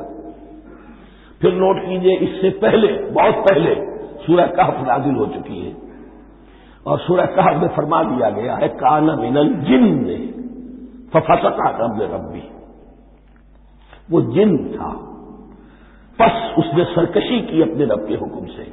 فرشتے کی شان یہ نہیں ہے وہ اللہ کے کسی حکم کی سرتابی نہیں کرتا۔ لا یعصون اللہ ما امرهم ویفعلون ما یؤمرون، وہ اللہ کے کسی حکم کی نافرمانی نہیں کرتے اور جو حکم ملتا ہے بجا لاتے ہیں۔ یہ جنات کے اندر اختیار تھا، جیسے اختیار انسانوں کو دیا گیا ہے۔ جنات میں نیک بھی ہے، بد بھی ہے، اعلیٰ بھی ہے، ادنا بھی ہے، جیسے انسانوں میں۔ لیکن یہ عزازیل جو جن تھا علم اور عبادت دونوں کے اعتبار سے بہت بلند ہو گیا تھا، اور یہ فرشتوں کا یوں سمجھیے کہ ہم نشین، فرشتوں کے ساتھ اس طور سے شامل، جیسے بہت سے انسان بھی اگر اپنی بندگی میں، زہد میں، عبادت میں، نیکی میں ترقی کرے تو ان کا ملائے اعلیٰ کے ساتھ، عالم ارواح کے ساتھ، عالم ملائکہ کے ساتھ ایک رابطہ قائم ہوتا ہے۔ اسی طریقے سے وہ جو عزازیل تھا جن ہونے کے باوجود اپنی نیکی، عبادت، پارسائی اور اپنے علم میں فرشتوں سے بہت آگے تھا، اس لیے معلم الملکوت کی شکل اختیار کر چکا تھا۔ اس کو اپنی زوج تھا، یہ بات جیسا کہ میں نے عرض کیا 7 مرتبہ قرآن میں یہ بات آئی ہے، قصہ ابلیس و آدم، کہ فرشتوں کو حکم ہوا کہ سجدہ کرو، سب جھک گئے، ابلیس نے سجدے سے انکار کر دیا 7 مرتبہ۔ یہ 7ویں مرتبہ ہے جو ہم پڑھ رہے ہیں، مصحف میں پہلی مرتبہ آ رہا ہے، ترتیب نزول میں 7ویں مرتبہ آ رہا ہے۔ یہ آدم و ابلیس کا قصہ اس سے آگے سورہ اعراف میں آئے گا، پھر سورہ ہجر میں آئے گا، سورہ بنی اسرائیل میں آئے گا، سورہ کہف میں آئے گا، سورہ طٰہٰ میں آئے گا، سورہ صاد میں آئے گا، 6 مرتبہ مکی قرآن میں، 1 مرتبہ یہاں۔ تو یہاں اشارہ نہیں کیا، اس لیے مغالطہ ہو سکتا ہے، لیکن یہ کہ سورہ کہف میں آپ کو بتا چکا ہوں کان من الجن ففسق عن امر ربی، اس نے اپنے رب کے حکم سے سرکاری کی۔ نام اس کا عزازیل تھا، ابلیس اس کا صفاتی نام ہے اب، اس لیے کہ اب لسیبلسو کے معنی ہوتے ہیں مایوس ہو جانا، یہ اللہ کی رحمت سے بالکل مایوس ہے، اور مایوس جو ہو جائے وہ شیطان ہو جاتا ہے۔ اب میرا تو چھٹکارا نہیں ہے، جتنوں کو برباد کر سکوں کروں، میری تو عاقبت خراب ہو چکی ہے، جتنوں کو اپنے ساتھ، ہم تو ڈوبے ہیں سلام تم کو ملے ڈوبیں گے۔ اب وہ شیطان اس معنی میں کہ انسان کی عداوت اس کی گھٹی میں پڑ گئی، اس نے اللہ سے پھر اجازت بھی لی کہ مجھے مہلت دے دے یوم یبعثون، قیامت تک کے دن کے لیے، تو میں ثابت کر دوں گا کہ یہ آدم اس رتبے کا حقدار نہ تھا، مستحق نہ تھا جو اسے دیا گیا۔ انا خیر منہ، میں اس سے بہتر ہوں۔ خلقتنی من نار وخلقتہ من طین، تو نے مجھے آگ سے بنایا، اسے گارے سے بنایا۔ لیکن یہ تکبر ہے در حقیقت کہ جس نے اسے راہ درگاہ حق کر دیا۔ وَإِذْ قُلْنَا لِلْمَلَائِكَةِ اسْجُدُوا لِآدَمَ فَسَجَدُوا إِلَّا إِبْلِيسَ أَبَىٰ وَاسْتَكْبَرَ، ابا اس نے انکار کیا، واستکبر اور تکبر کیا، استکبار کیا، وَكَانَ مِنَ الْكَافِرِينَ۔ کانا عربی زبان میں 2 طرح کا ہوتا ہے، تامہ، ناقصہ۔ ایک معنی یہ ہو سکتے ہیں کہ ہو گیا، اب اپنے اس استکبار اور انکار کی وجہ سے کانا من الکافرین، وہ کافروں میں سے ہو گیا۔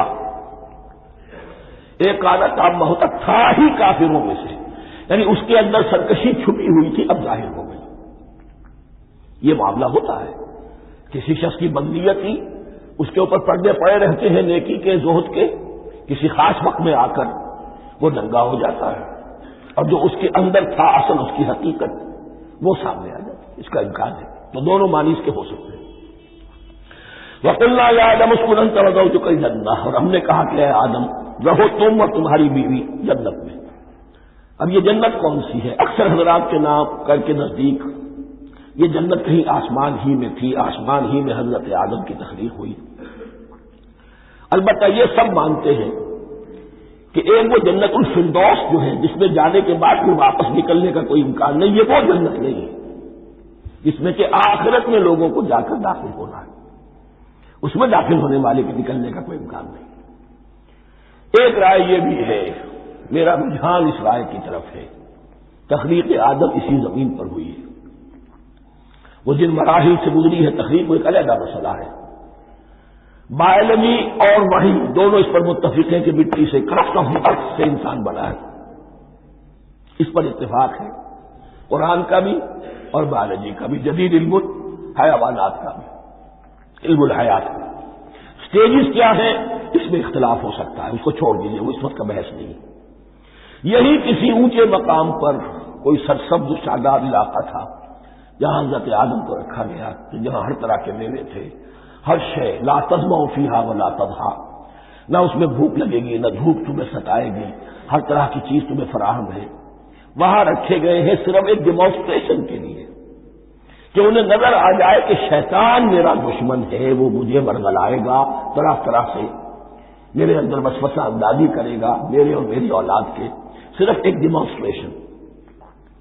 اس کی مثال یوں سمجھیے کہ سلیکشن تو ہو گیا، سی ایس پی گریڈ میں کوئی شخص آ گیا ہے، لیکن اب وہ سول سروس اکیڈمی میں رکھا جا رہا ہے۔ تو یہ کوئی اکیڈمی ہو سکتا ہے اسی زمین پر ہو، صرف بتانا یہ تھا کہ تمہیں معلوم ہو جائے کہ شیطان تمہارا دشمن ہے۔ اس لیے کہ اس میں جو ایک لفظ حبوط کا آ رہا ہے، وہ حبوط صرف ایک ہی معنی میں نہیں ہوتا، دوسری معنی میں بھی ہے۔ واللہ عالم، یہ چیزیں پھر متشابہات میں رہیں گی، اس لیے ان کے بارے میں کوئی ایک رائے دوسری رائے، اس کے لیے ذہن سے، عقل سے بات کر کے ایک یا دوسری رائے اختیار کر سکتے ہیں۔ وَقُلْنَا يَا آدَمُ اسْكُنْ أَنْتَ وَزَوْجُكَ الْجَنَّةَ، اور ہم نے کہا کہ رہو اے آدم تم بھی اور تمہاری بیوی بھی باغ میں، اس باغ میں، الجنہ اس باغ میں، گویا کہ اشارہ کیا جا رہا ہے۔ وَكُلَا مِنْهَا رَغَدًا حَيْثُ شِئْتُمْ، اور کھاؤ اس میں سے با فراغت جہاں سے چاہو، ہر طرح کا پھل ہے کھاؤ۔ وَلَا تَقْرَبَا هَٰذِهِ الشَّجَرَةَ، یہاں پہ اس درخت کا نام نہیں دیا گیا، اشارہ اس درخت کے قریب مت جانا۔ فَتَكُونَا مِنَ الظَّالِمِينَ، تو تم ظالموں میں سے ہو جاؤ گے،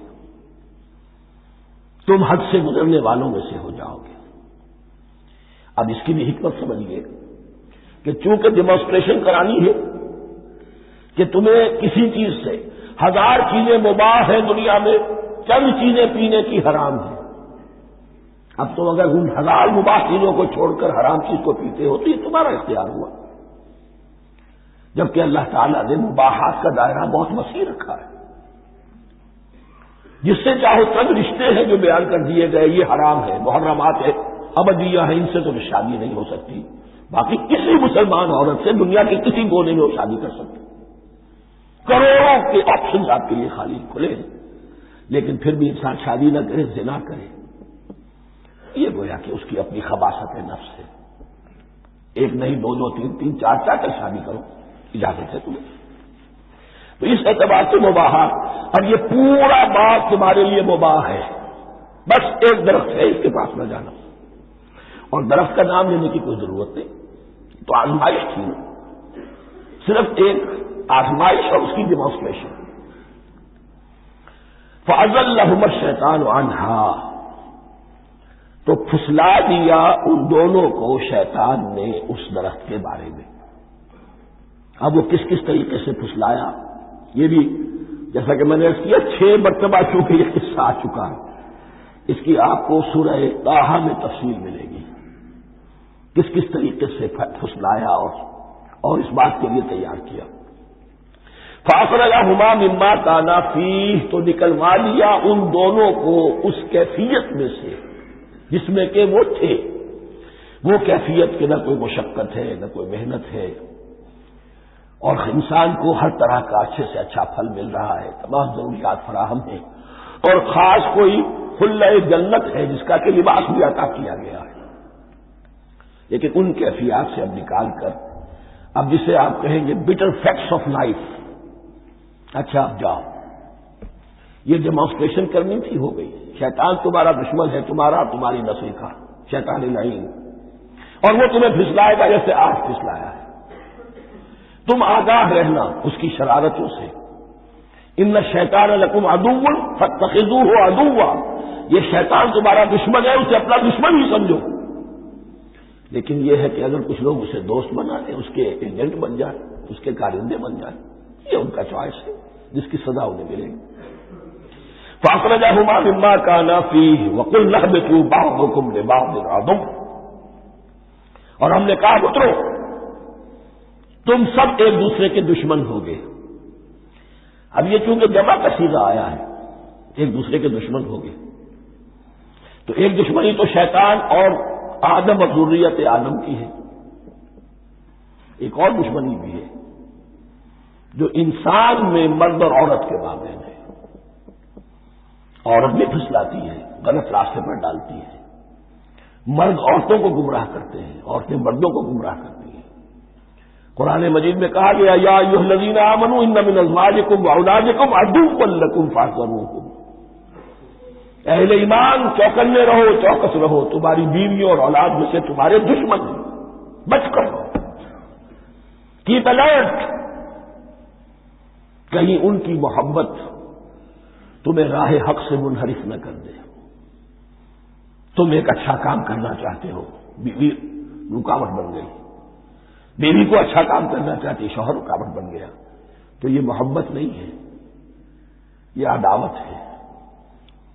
اس حوالے سے بعضکم لبعض عدو ولکم فی الارض مستقر ومتاع الی حین، اور تمہارے لیے اب زمین میں مستقر ہے، جائے قیام ہے، اور متاع ہے، ضرورت کی چیزیں ہیں، ہم نے فراہم کر دی ہیں، الی حین، لیکن ایک وقت معین تک کے لیے، یہ ابدی نہیں ہے، ایک وقت آئے گا یہ بساط ہم لپیٹ دیں گے۔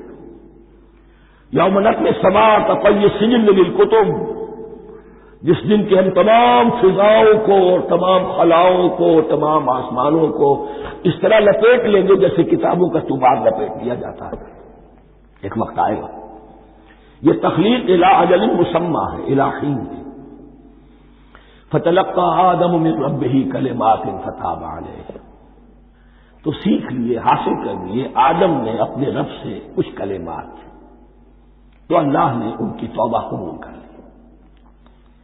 اب اس کی وضاحت سورہ اعراف میں ہے، یہ تو چونکہ پس منظر میں وہ دو تہائی قرآن موجود ہے، اس کی وضاحت کیا ہے کہ حضرت آدم نے سخت پشیمانی پیدا ہوئی ہے، میں نے کیا کیا، مجھ سے خطا سرزد ہو گئی، اللہ کے حکم کی میں نے خلاف ورزی کی، لیکن ان کے پاس الفاظ نہیں تھے کن الفاظ میں اللہ سے استغفار کریں، کن الفاظ میں اللہ سے معافی چاہیں۔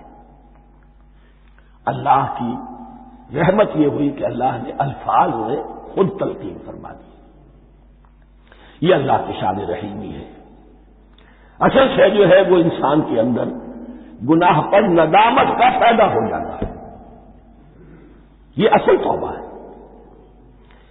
علامہ اقبال نے جو بڑی اپنی آغازیں ان فوانش شباب میں جو اشعار کہے تھے، ان میں سے ایک شعر کو سن کر پھڑک اٹھے تھے اس وقت کے اساتذہ بھی، موتی سمجھ کے شان کریمی نے چن لیے قطرے جو تھے میرے عرق انفعال کے، انفعال کہتے ہیں شرمندگی کو، شرمندگی سے میری پیشانی پر جو پسینے کے قطرے نمودار ہو گئے، میرے پروردگار کو وہ اتنے عزیز ہوئے، اس نے انہیں موتی کی طرف چن لیا، موتی سمجھ کے شان کریمی نے چن لیے قطرے جو تھے میرے عرق انفعال کے، تو فتلقى آدم من ربه کلمات، ان پر پچھتاوا ہوا، ندامت ہوئی، اللہ نے انہیں الفاظ، وہ الفاظ کیا تھے وہ سورہ اعراف میں ہیں، ربنا ظلمنا انفسنا وان لم تغفر لنا وترحمنا لنكونن من الخاسرین، اے اللہ ہم نے اپنی جانوں پر ظلم کیا ہے، اور اگر تو نے ہمیں بخش نہ دیا اور رحم نہ فرمایا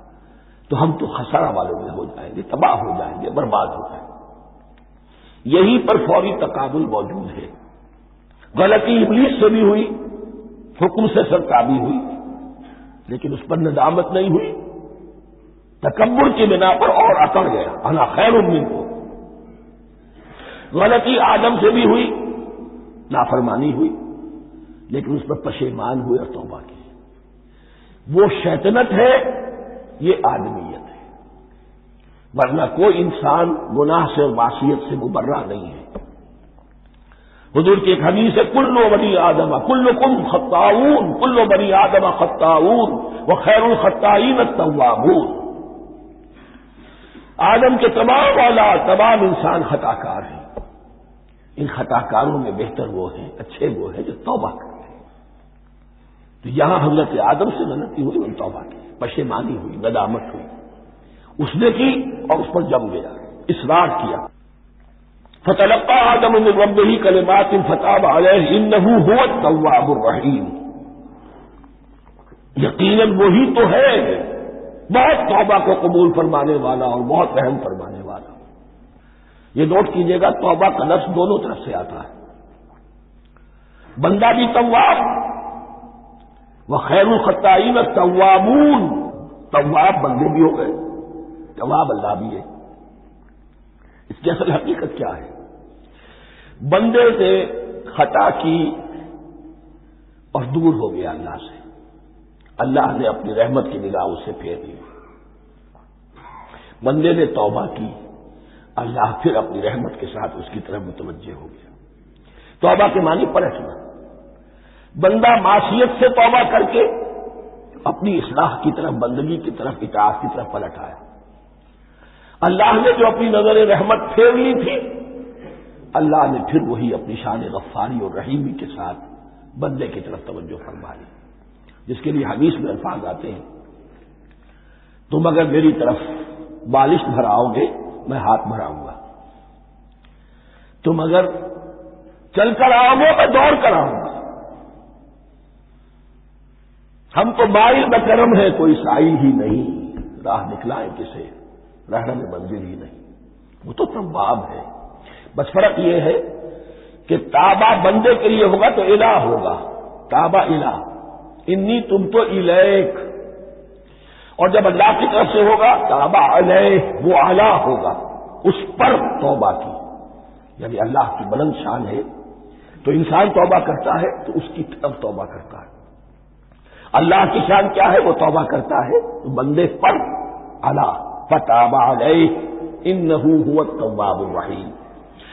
قل اہبطوا منها جميعا، ہم نے کہہ دیا اتر جاؤ اس سے تم سب کے سب، فإما یأتینکم منی ھدی، اب یہاں لفظ آیا اہبطوا، یہاں بھی پہلے بھی آیا ہے۔ جو حضرات یہ سمجھتے ہیں کہ تخلیق آدم آسمانوں پر ہوئی ہے اور جنت بھی وہ آسمان میں ہے جہاں رکھے گئے تھے، آزمائشی یا ٹریننگ یا ڈیمانسٹریشن والی جنت، وہ یہاں حبوط کا ترجمہ کریں گے کہ آسمان سے زمین پر اترنے کا حکم دیا گیا۔ جو لوگ سمجھتے یہی کسی بلند مقام پر تھے، وہ کہتے کہ نیچے اترو، کسی بڑی اونچی سطح مرتفع پر اگر کوئی جگہ تھی تو اب نیچے اترو اور جاؤ، اب تمہیں زمین میں ہل چلانا پڑے گا اب روٹی حاصل کرنے کے لیے، یہ جو نعمتوں کے دسترخوان یہاں بچھے ہوئے تھے یہ اب تمہارے لیے نہیں۔ اس کے لیے اس معنی میں لفظ کا استعمال جو ہے وہ آ جائے گا آگے چل کر اسی سورہ بقرہ کے اندر، کہ اس معنی میں بھی سورہ بقرہ کے 7ویں رکوع میں یہ لفظ استعمال ہوا ہے، تو امکان اس کا بھی ہے، بس اس سے آگے ادھر یا ادھر کی زیادہ بحث کرنے کا یہ موقع دورہ ترجمہ قرآن میں نہیں ہے۔ قل اہبطوا منها جميعا فإما يأتينكم مني هدى فمن تبع هداي فلا خوف عليهم ولا هم يحزنون، تو جب بھی آئے گی تمہارے پاس میری جانب سے کوئی ہدایت، تو جو کوئی میری ہدایت کی پیروی کرے گا اس کے لیے نہ خوف ہوگا اور نہ وہ حزن سے دوچار ہوگا۔ یہ ہے علم انسانی کا دوسرا گوشہ، ریویلڈ نالج۔ اس چوتھے رکوع کی جو حسن ہے اسے دیکھیے، شروع میں ایکوائرڈ